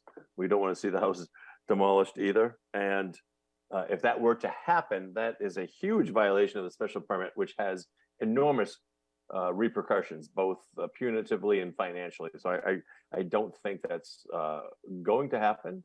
But again, I'm assuming that the employees of the town who this responsibility falls under their purview are on top of it. I'll let Stephanie speak to that if she wants to. I couldn't agree more. If this is the first I've heard that the house has gone on the market. I will talk to Mr. Humphrey about that. Also about the architectural plans for the renovation. So Yes. post quiet hours? I'm gonna. And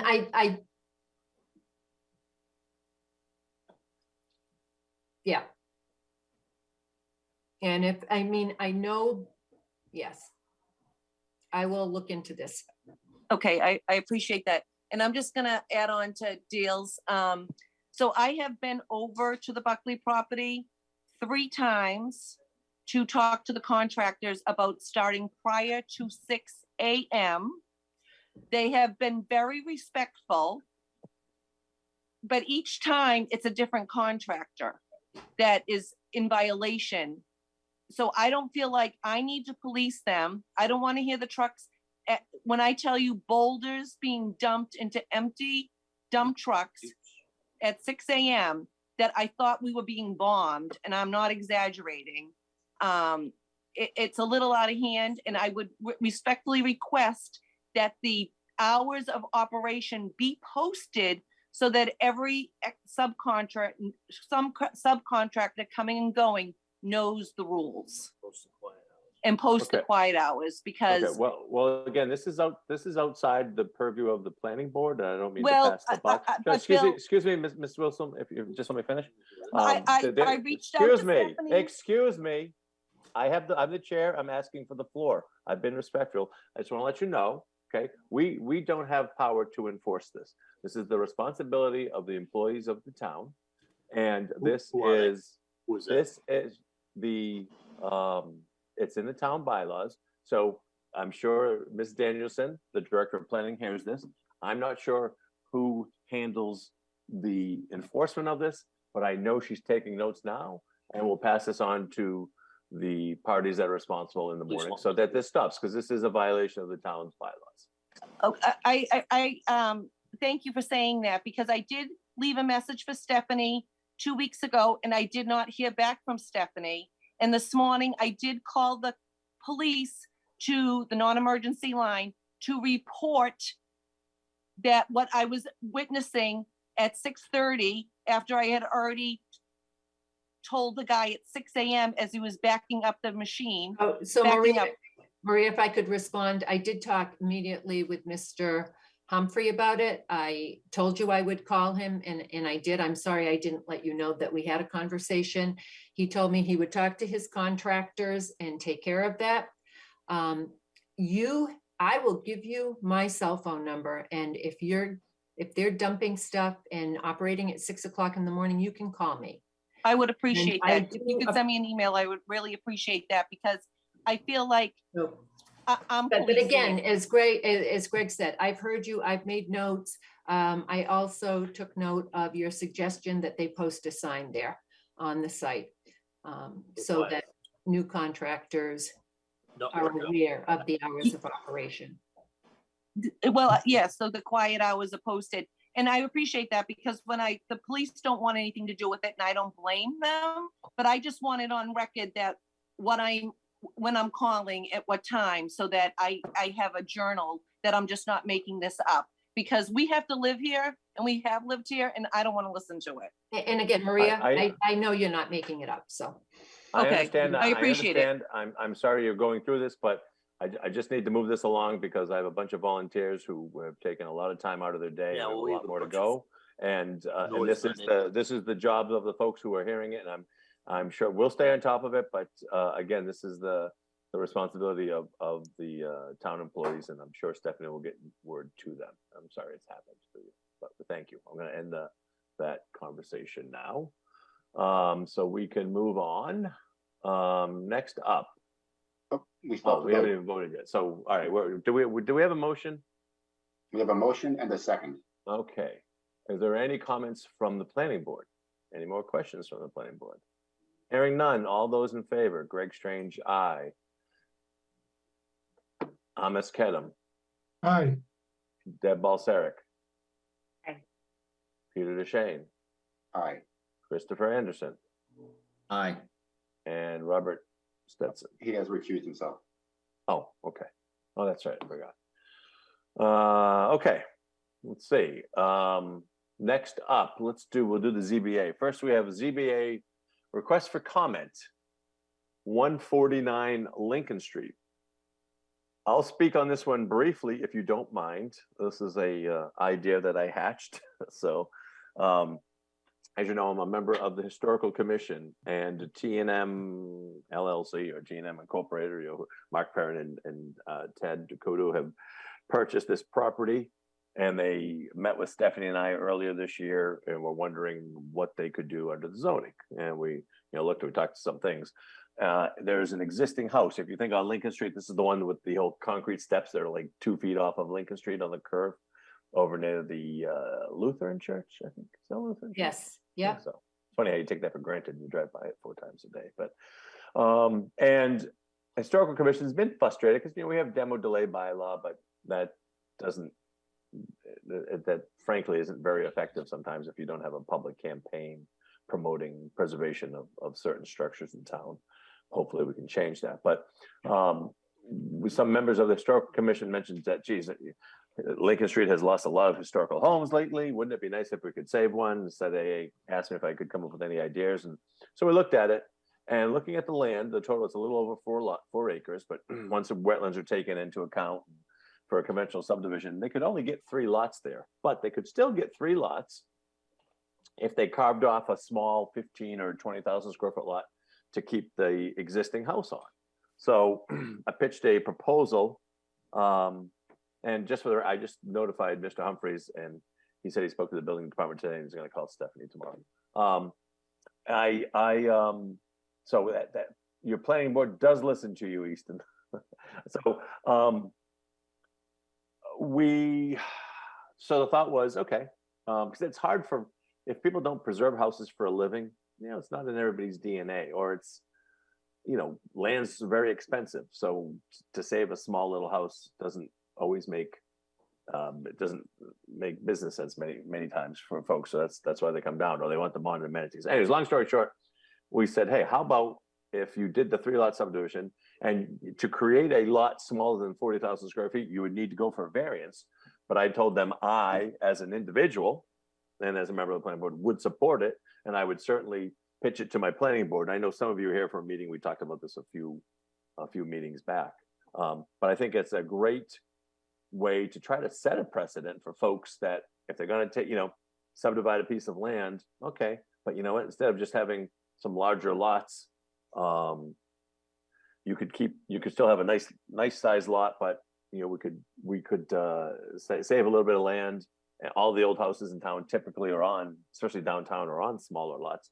And wouldn't it be nice if we could keep this nice balloon frame L stick gable as a relic of the past. And any renovation, they've been told that any renovation of it would have to be approved by this board. Any exterior renovation, inside they can do that with consultation from the historical commission. And I've told them that would require, windows would have to be simulated divided light. All exterior would have to be wood clapboards, wood trim. And if they would be looking to keep because we're promoting preservation, not renovation, so, and if they were to add a garage, for example, okay, it would be allowed, but it would need to be a garage that's in scale, not a 26-foot garage with 18-foot high walls and a big space over. It would have to be into the scale pair. So they're fully aware of that. And I've told them I'm going to be, if this board recommends this, I'm going to go before I'm going to participate in the meeting next week, or just be at the meeting and discuss the thought process behind this, because I think this is a good way to do some of the things we talk about, create diverse housing types. Even though this will have a modern inside, it's still going to be a smaller home, so the price, it'll be small A affordable, but more importantly, it ties into the plan to try to preserve some homes in town. We've been losing a lot of historical homes. So anyways, that's my spiel, and I would appreciate your support. And I have a killer leg cramp right now, so forgive me. Any thoughts? Okay, good idea. Okay. It's my first one tonight. Oh, anybody care to make a motion? We'll make a motion to recommend the variance at 149 Lincoln, Stetson. Second, Kevin. We have a second. Any further discussion? Hearing none. All those in favor: Greg Strange, aye. Peter DeShane, Aye. Amos Kedem, Aye. Christopher Anderson, Aye. Deb Balseric. Did you say aye? Deb? Yeah, I saw her mouth. Yeah, and Robert Stetson. Aye. All right, great, thank you. And Suzanne, I have a letter summarizing what I just babbled on about, which I'll send over to you the next day or two. Is that time frame okay? So I think the meeting's next Tuesday, Monday or Tuesday. Suzanne? She fall asleep? Oh, for some reason, she's back in attendees. Well, Suzanne- anyways, Suzanne, I'll get the letter. That to is her. good. That is good. Okay. Thank you. All right. Okay, next we have an administrative appeal for 6 Chickadee Lane. And I'm going to say this just for the record. 6 Chickadee Lane, this house, I built this house probably almost 20 years ago. The barn and everything that's in question here, we had nothing to do with that, came later. And I see it as I have no conflict here at all. So I don't see a need to recuse myself. And I don't think there's any reason I would have to, but the house was well known for being unique at the time. So just in case anybody in the audience was concerned with that, I wanted to state that for the record. Greg, do you want me to give a summary of what the appeal is? Yeah. So the property in question was constructed as a residence. It is access to the house is by way of a common driveway that is shared between three or two other properties. So there are three properties, including the subject site. In the past 2 years, the homeowners have started a farm operation, and they're raising goats. And as I understand it, they breed them and sell them.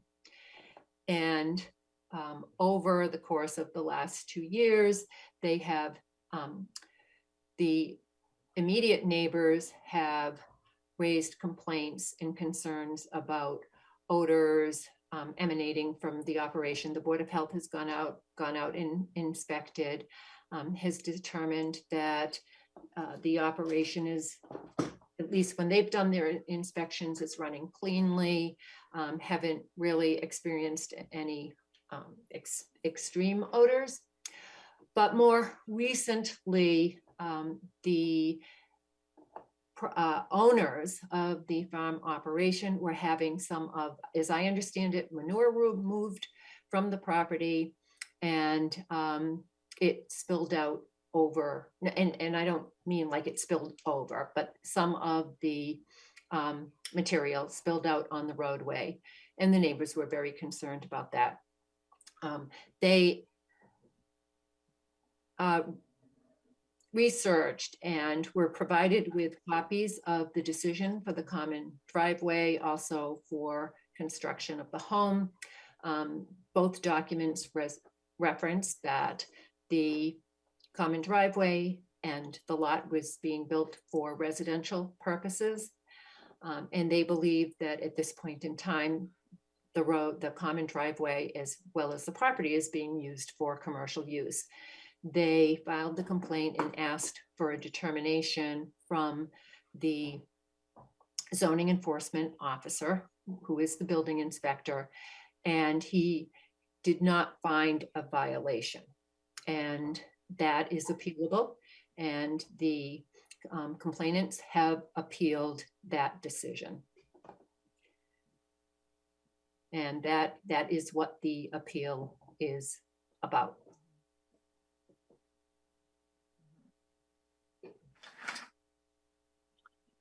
Thoughts, board members? What exactly they are doing? Raising goats? They are, as I understand it, they are raising and breeding goats. They are, yes. I'm wondering, is this issue being concurrently pursued through the right to farm resolution of disputes ordinance? It is not, the Agricultural Commission has not been very active.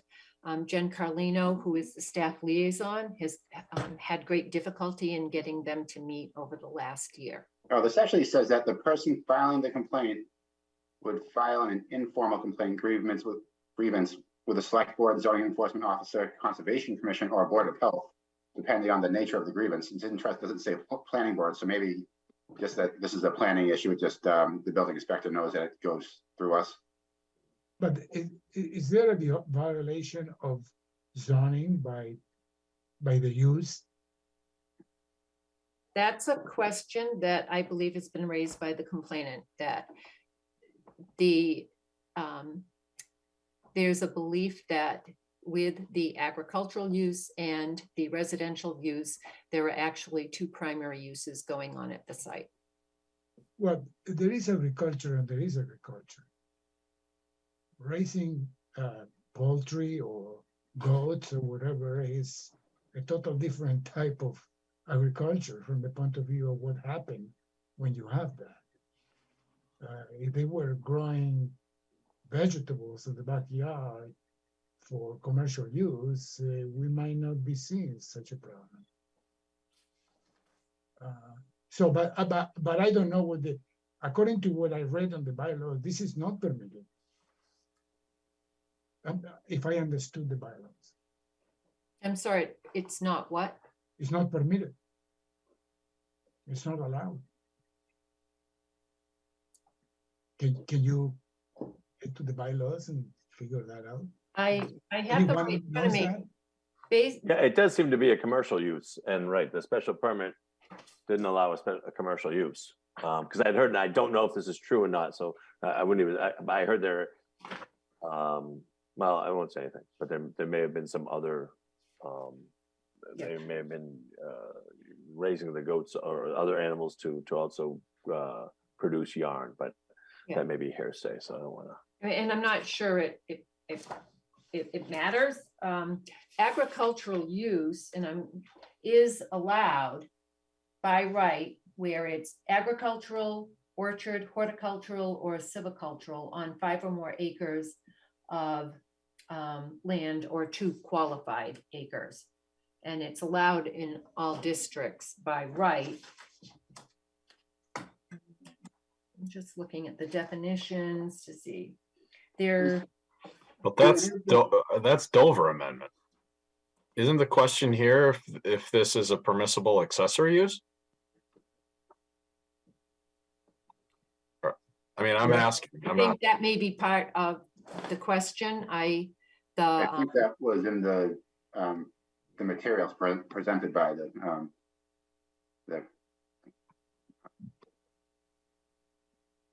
the lawyer that represent them. Right. He stipulated that the commercial use is not permitted, and this is commercial.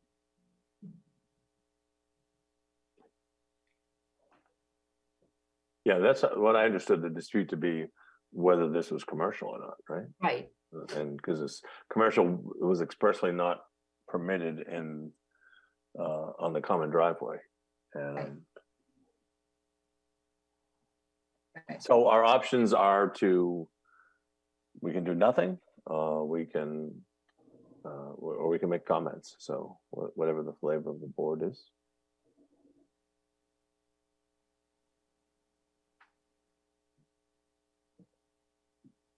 Well, so it sounds like they're not necessarily disputing that there's an agricultural use happening, although whether it is accessory or that use is greater than the residential use, it sounds like maybe that's in question. But if this is, didn't you at the beginning state that this was a corporation?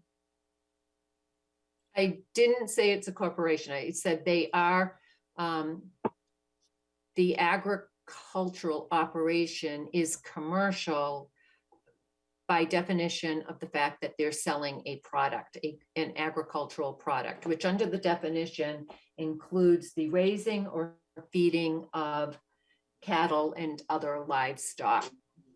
Right, So but the real the question, nature of them selling something, they have some sort of, whether, I don't know, I must have misheard. It may not be a corporation, but whatever type of business arrangement they have. Right, so the question, goods. right, I think one of the questions or points that's being raised by the appellant is that there are 2 primary uses occurring at the site. The residential use, because there's a family living there, and the commercial use, the family is raising livestock for a commercial benefit to themselves. Right, which is different than like if they just happen to have this many goats that they were raising for their own enjoyment. Right. Correct. Right. So I don't know. Why is this not an issue for zoning enforcement? Well, it was, if you, in the package, the zoning enforcement officer went out, Sorry. I'll read this real quick for you, just so you can see, a letter dated August 17th, I think. August 17th, this is from Kevin Greiner, Inspector of Buildings, to whom it may concern, I am receiving, this was sent to Kyla Bennett and Deneen Cloutier. I am in receipt of your request for zoning enforcement against the owners of 6 Chickadee Lane in Northeastern Mass. I have visited the site and found no evidence of a zoning violation. There are building code violations which we are addressing.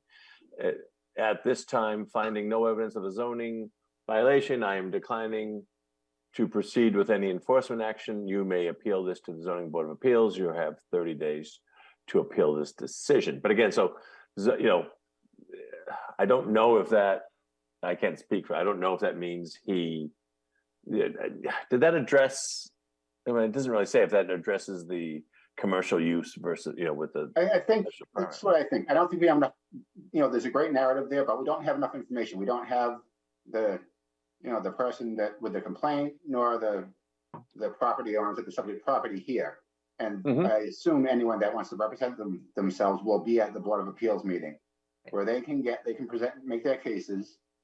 The Board of Appeals will ask, the appropriate questions. We could maybe, have a few ideas for them, but without having everything there and more information, I don't know how I could just, just decide on this. It's not like a sideline setback where I could just say, oh, that's why I said, we don't have to do anything. This is just an opportunity to comment.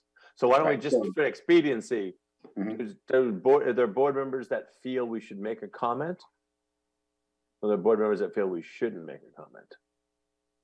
I'm with Peter. I don't think we have enough information to comment. Yeah, Chris, what do you think? That. Yeah, I agree. Deb? Enough information to comment. I don't want to just say no comment. It sounds like we're just deferring, but we're not commenting. Well, no, it doesn't. Yeah, we don't have to say anything. We just don't. We don't comment. Yeah, that's fine. We've done that before. I mean, I agree, and obviously as a attorney would defer to Bob, but I also think like maybe can we just state at least that the two use groups are not like, is there just a way to basically reiterate what our zoning is that well, I don't think we need to do that though. I mean, the Zoning Board of Appeals, they're administering this meeting and they know what that is. I wouldn't want to insult them, but try to tell them what the well, I guess just as long as they don't think that we are no opinion. Well, it's not clear by the narrative. I've read it like 5 times so far. It's not clear whether they're saying they have this as an accessory use or primary use and what's wrong with it. They mention like the setbacks and the growing like the hay and stuff, and I don't even know how that falls into what their actual complaint is. So, I mean, is the primary concern that they're growing hay or that there are animals? I don't know, but it's a good letter, but it doesn't give me all the answers. I think that's why I just can't. I don't know exactly what they're asking for. I think their main, if you look right at it, if you look at, just to answer your question, commercial farming on a residential lot is a violation of the bylaw. I think that's how I read this. But again, we don't have to say anything. So, it sounds like the majority of members don't want to. Why couldn't we just say that, Greg? What you just said. Well, Deb, so why don't you could put that in motion form and see where it goes if you want to. Okay. Because if I'm there, not to speak for Peter, but what I'm hearing Peter saying is he's not saying that he doesn't think this is perhaps not a violation, but he doesn't see there's enough information for him to answer it here, as opposed to maybe being at a meeting and because no one's here. We're just reading the brief. We're not getting a presentation from anyone. Yeah, I mean, we could say, the landowner should show that their farm is an accessory use that does not violate, if that's even the right way to look at it. If Robert I mean, I think there's something to be said that the ZBA issued this permit and the appeal has gone to them. So I'm, I think it's certainly proper if we choose not to say anything. I think that's fine. We don't have to say anything. It doesn't mean we're disinterested, but there's nothing wrong with just clearing the way and letting them handle it. They're certainly capable of. You could say that you cannot determine from the information we have received if this is commercial or not, but if it is commercial, it's not consistent with the zoning. Right. You can say that. And then we'll leave it to you to figure out if this is a commercial. But they know that. I mean, what you want to say is we're not saying it's commercial, but if it's commercial, it's a violation. I don't think we have to say that. I mean, I don't want to be I don't want to be condescending to them. Would you? I think he's condescending. Would you agree with that, Bob? Well, I don't know. I mean, because I do think that they're raising some potentially viable, Dover Amendment issues, and I just, again, I'm with Peter. I'm not certain about this one. I've read through it. I just don't think we have enough information to really. I don't personally feel comfortable, putting forth any kind of an opinion on this at this time. That's my feeling.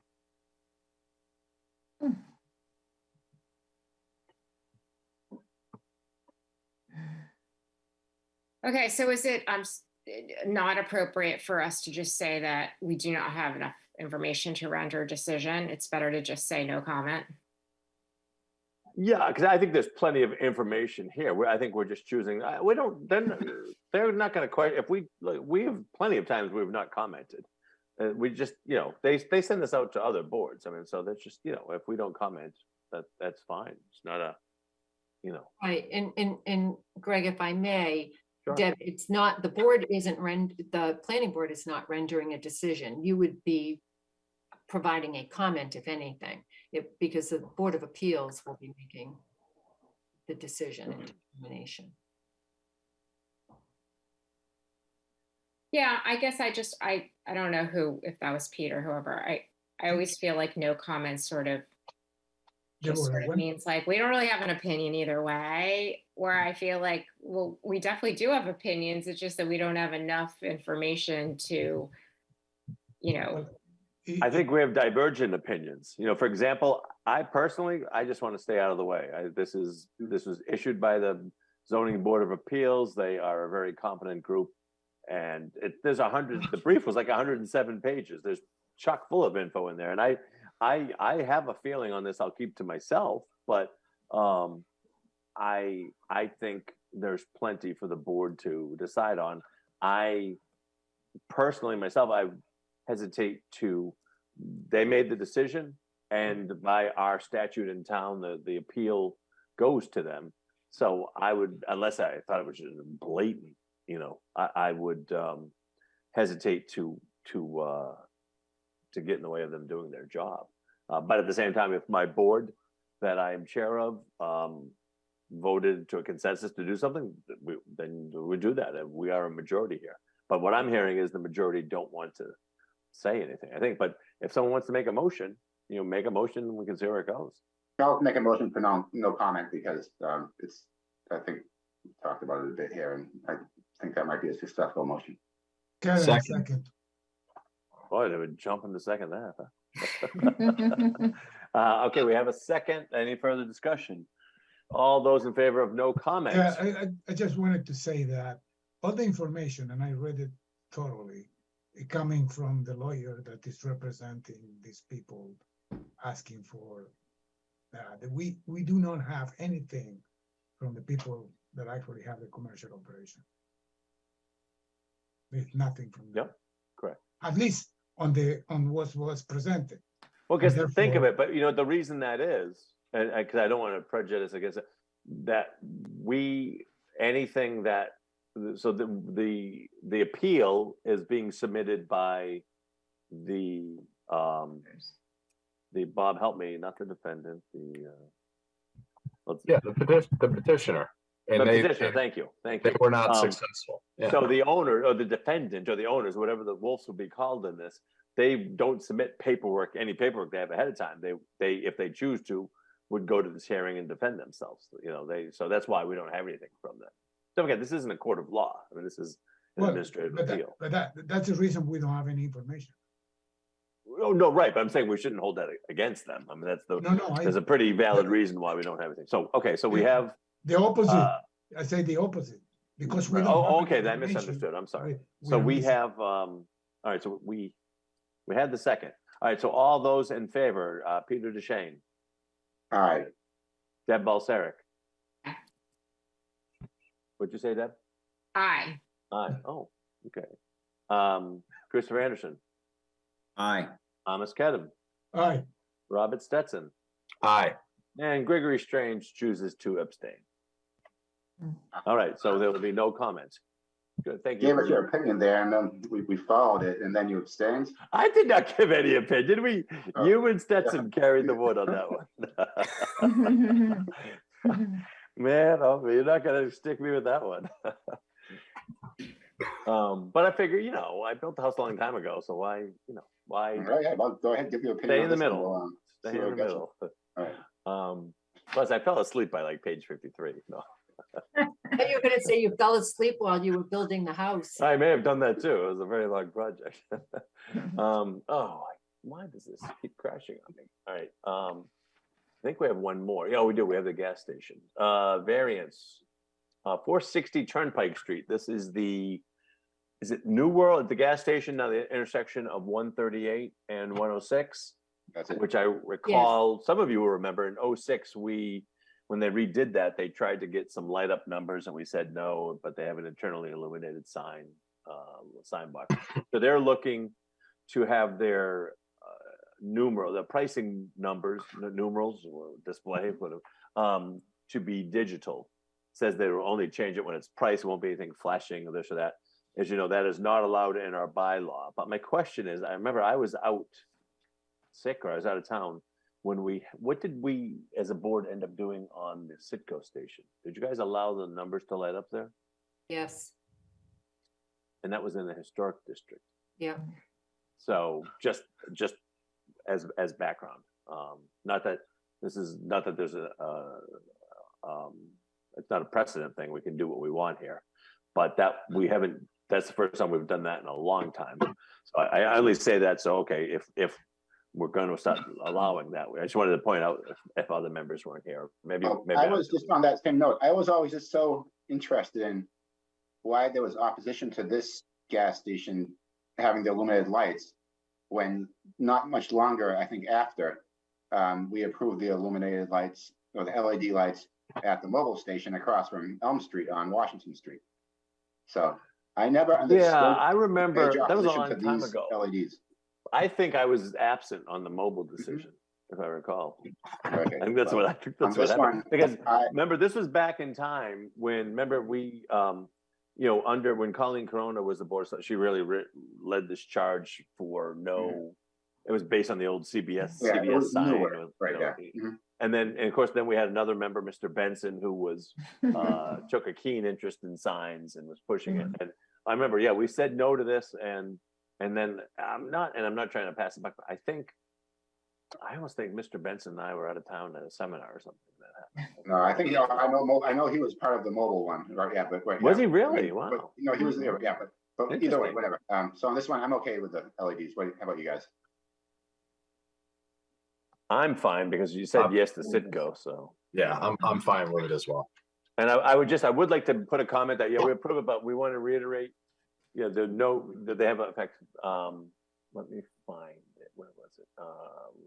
They talk about it was early on. Why is this a variance and not an internally illuminated sign for us? It's what? Why is this a variance rather than just a sign application for us? Because good point. It's not allowed. Yeah, but no, that's true. You play a modification to a sign. It's changing a sign from. No, you're right. Yeah, why is this? That's a really good. Why is this a variance? This should just be coming to us. It's supposed to be through us. Because it's an internally illuminated. Because it's not. Yeah. No, but it's a special permit from planning board for internally illuminated.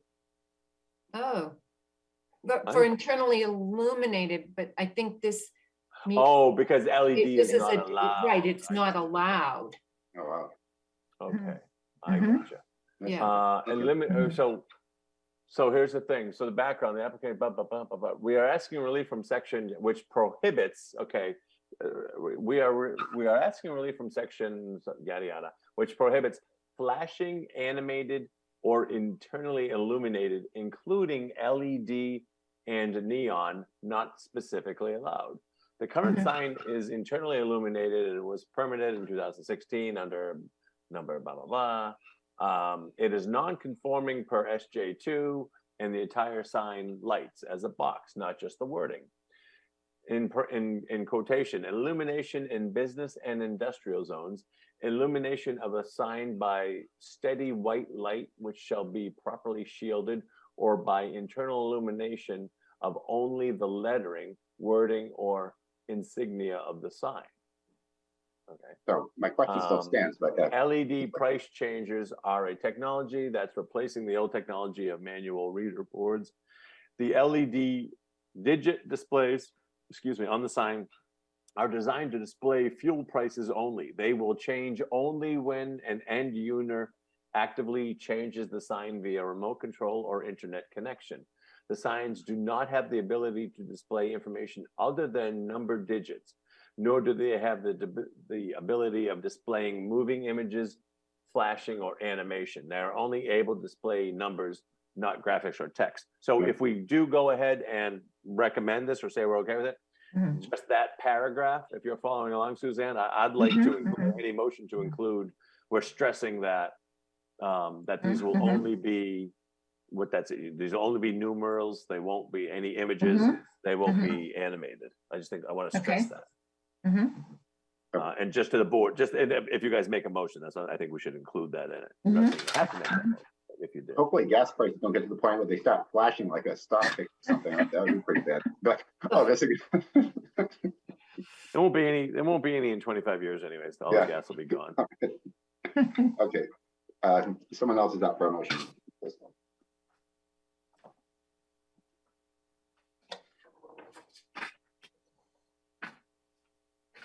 Doesn't anybody want to go to bed? I'll make a motion to recommend with the caveats that Greg stated on the record. Stetson. Anderson, second. Any further discussion? Hearing and seeing none. All those in favor, Greg Strange, aye. Robert Stetson. Aye. Deb Balseric. Aye. Amos Kedem. Aye. Christopher Anderson. Aye. And Peter DeShane. Aye. All right.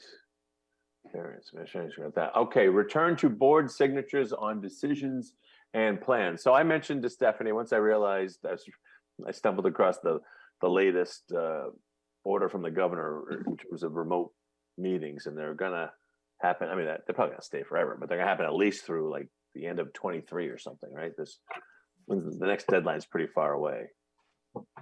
And it occurred to me that maybe we should take the ability back to sign plans and decisions, because I think the way it goes, we kind of don't really see the decisions all the time. And you know me, I'm always freaking about the delusion. What's the word I want? The erosion. There we go. Erosion. The erosion of participation of the appointed boards.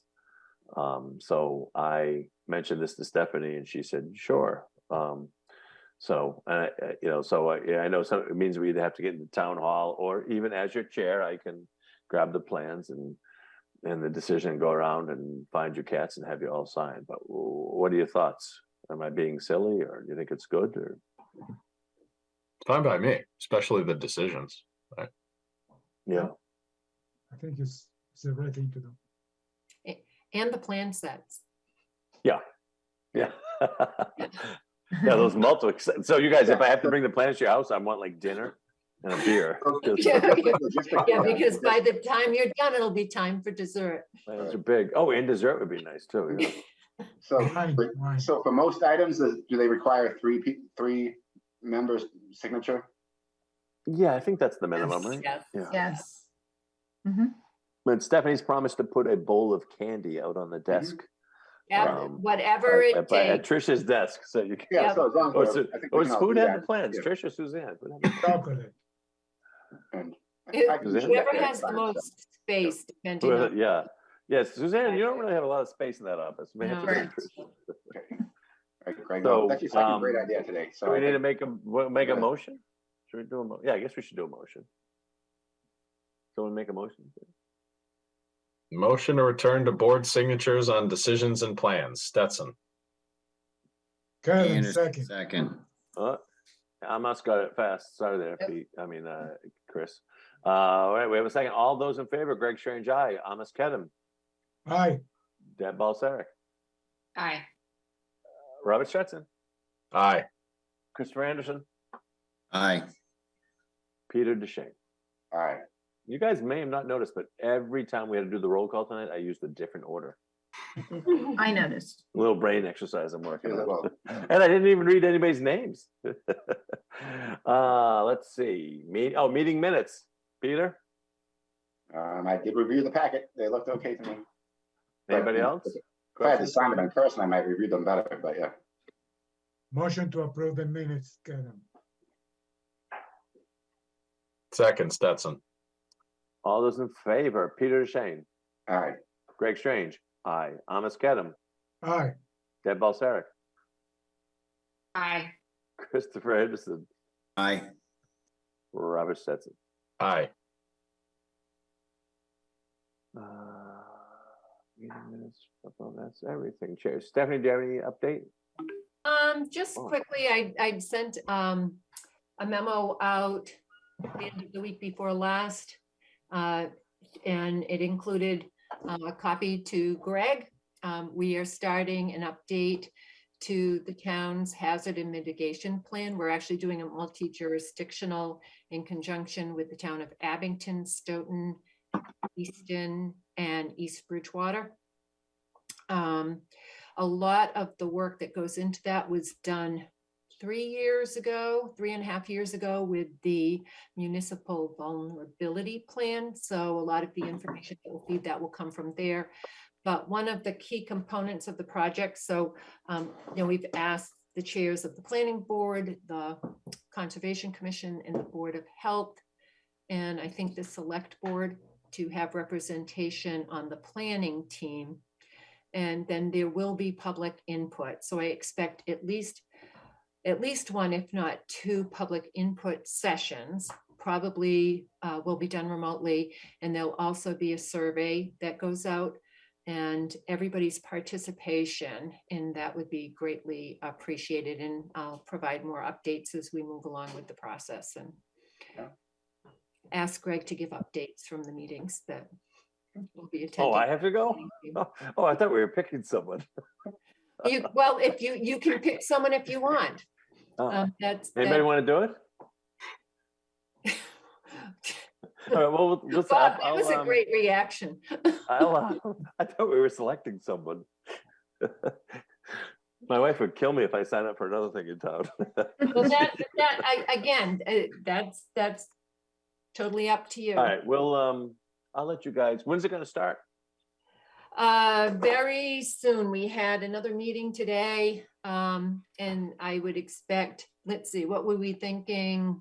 The planning team would probably meet before the end of the month. I think we said like the 27th. Who's free on the 27th? Thomas, what are you doing on the 27th, buddy?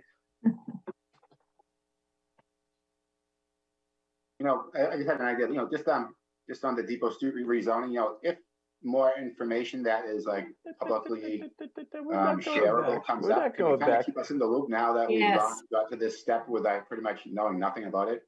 Yes. So now if things actually does come up, and we we can't attend every selectman meeting ourselves because half the time they're concurrent without me, right? Well, so. Yes. Good point, but let's stop trying to avoid the issue in front of us, hazard mitigation. Okay. Peter, if I recall, you made me, I have to go to capital planning on Wednesday, I think, this week. Yeah, I just don't know if that's right. I don't know if I'd be good at that. So, I thought maybe, you probably, you have so many great ideas tonight, but. All right, well, it's been a long night. I'll try to coerce one of you two into it. Okay, one of you we'll guys, think about ladies, soon.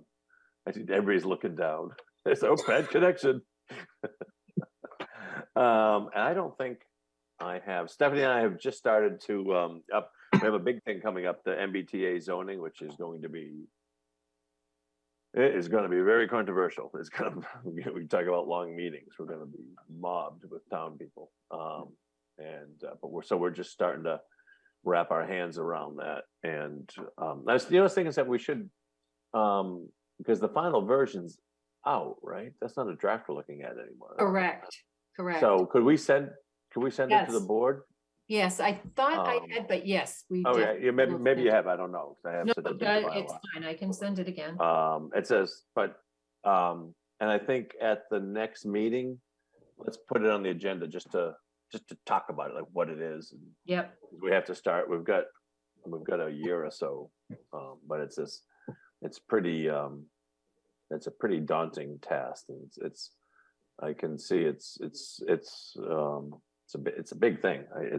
But luckily a lot of the work we've done, I think, fits into it, but it's a mandate from the state, and they're declaring us a neighboring community. So we have to have 10% of our housing stock, which is 913 units, to be by right multifamily apartments with a density of at least 15 per acre. Now, so some of the properties in town can count towards that, but there are dimensional requirements, which we are short of the number. And you don't have to produce the units, but you have to have by right zoning. So think of it, that's not special permit. Now it says that there's teeth in site plan review. This was interesting. I actually have a call into Mark Bobrowski, who we worked with before, who's like because he was always telling me, I was always trying to do design review. He says, oh, that's tricky, you can't do that. But this says that through site plan review, you can still have a significant input on exterior architecture. So that would be a concern. But by right apartments aren't going to be received well, I think, by many residents in town. So we got a big task ahead of us, because it's But anyway, so Stephanie will send it to you, and just read into it, Google it, check it out. Because it's probably one of the biggest things we've ever going to work on, I think, in terms of the direction of this town. I read some of it, and there is a point that is confusing to me, and it has to do with the distance that this neighborhood have to the MBTA station.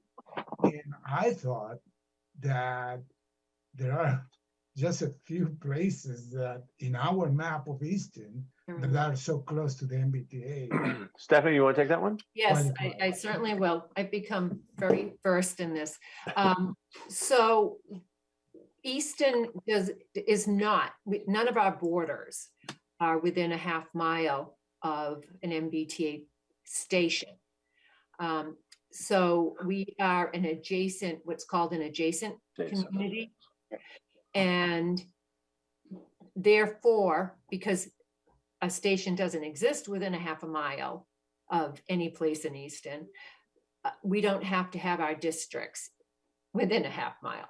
But instead, what they are asking is that you try to locate them in areas that are smart growth friendly and have the concepts of smart growth, which would be in areas where there's a concentration of maybe housing and commercial and business, or located somewhere where it's easier for people to get to work, things like that. An awful lot, and Greg had said this at the beginning when this first came out, an awful lot of what the board's been trying to do with zoning, like in the Queeset Commercial District, in the Furnace Village District, with some mixed use or commercial and walkable neighborhoods. So, but again, our area I read it carefully, and the adjacent communities also have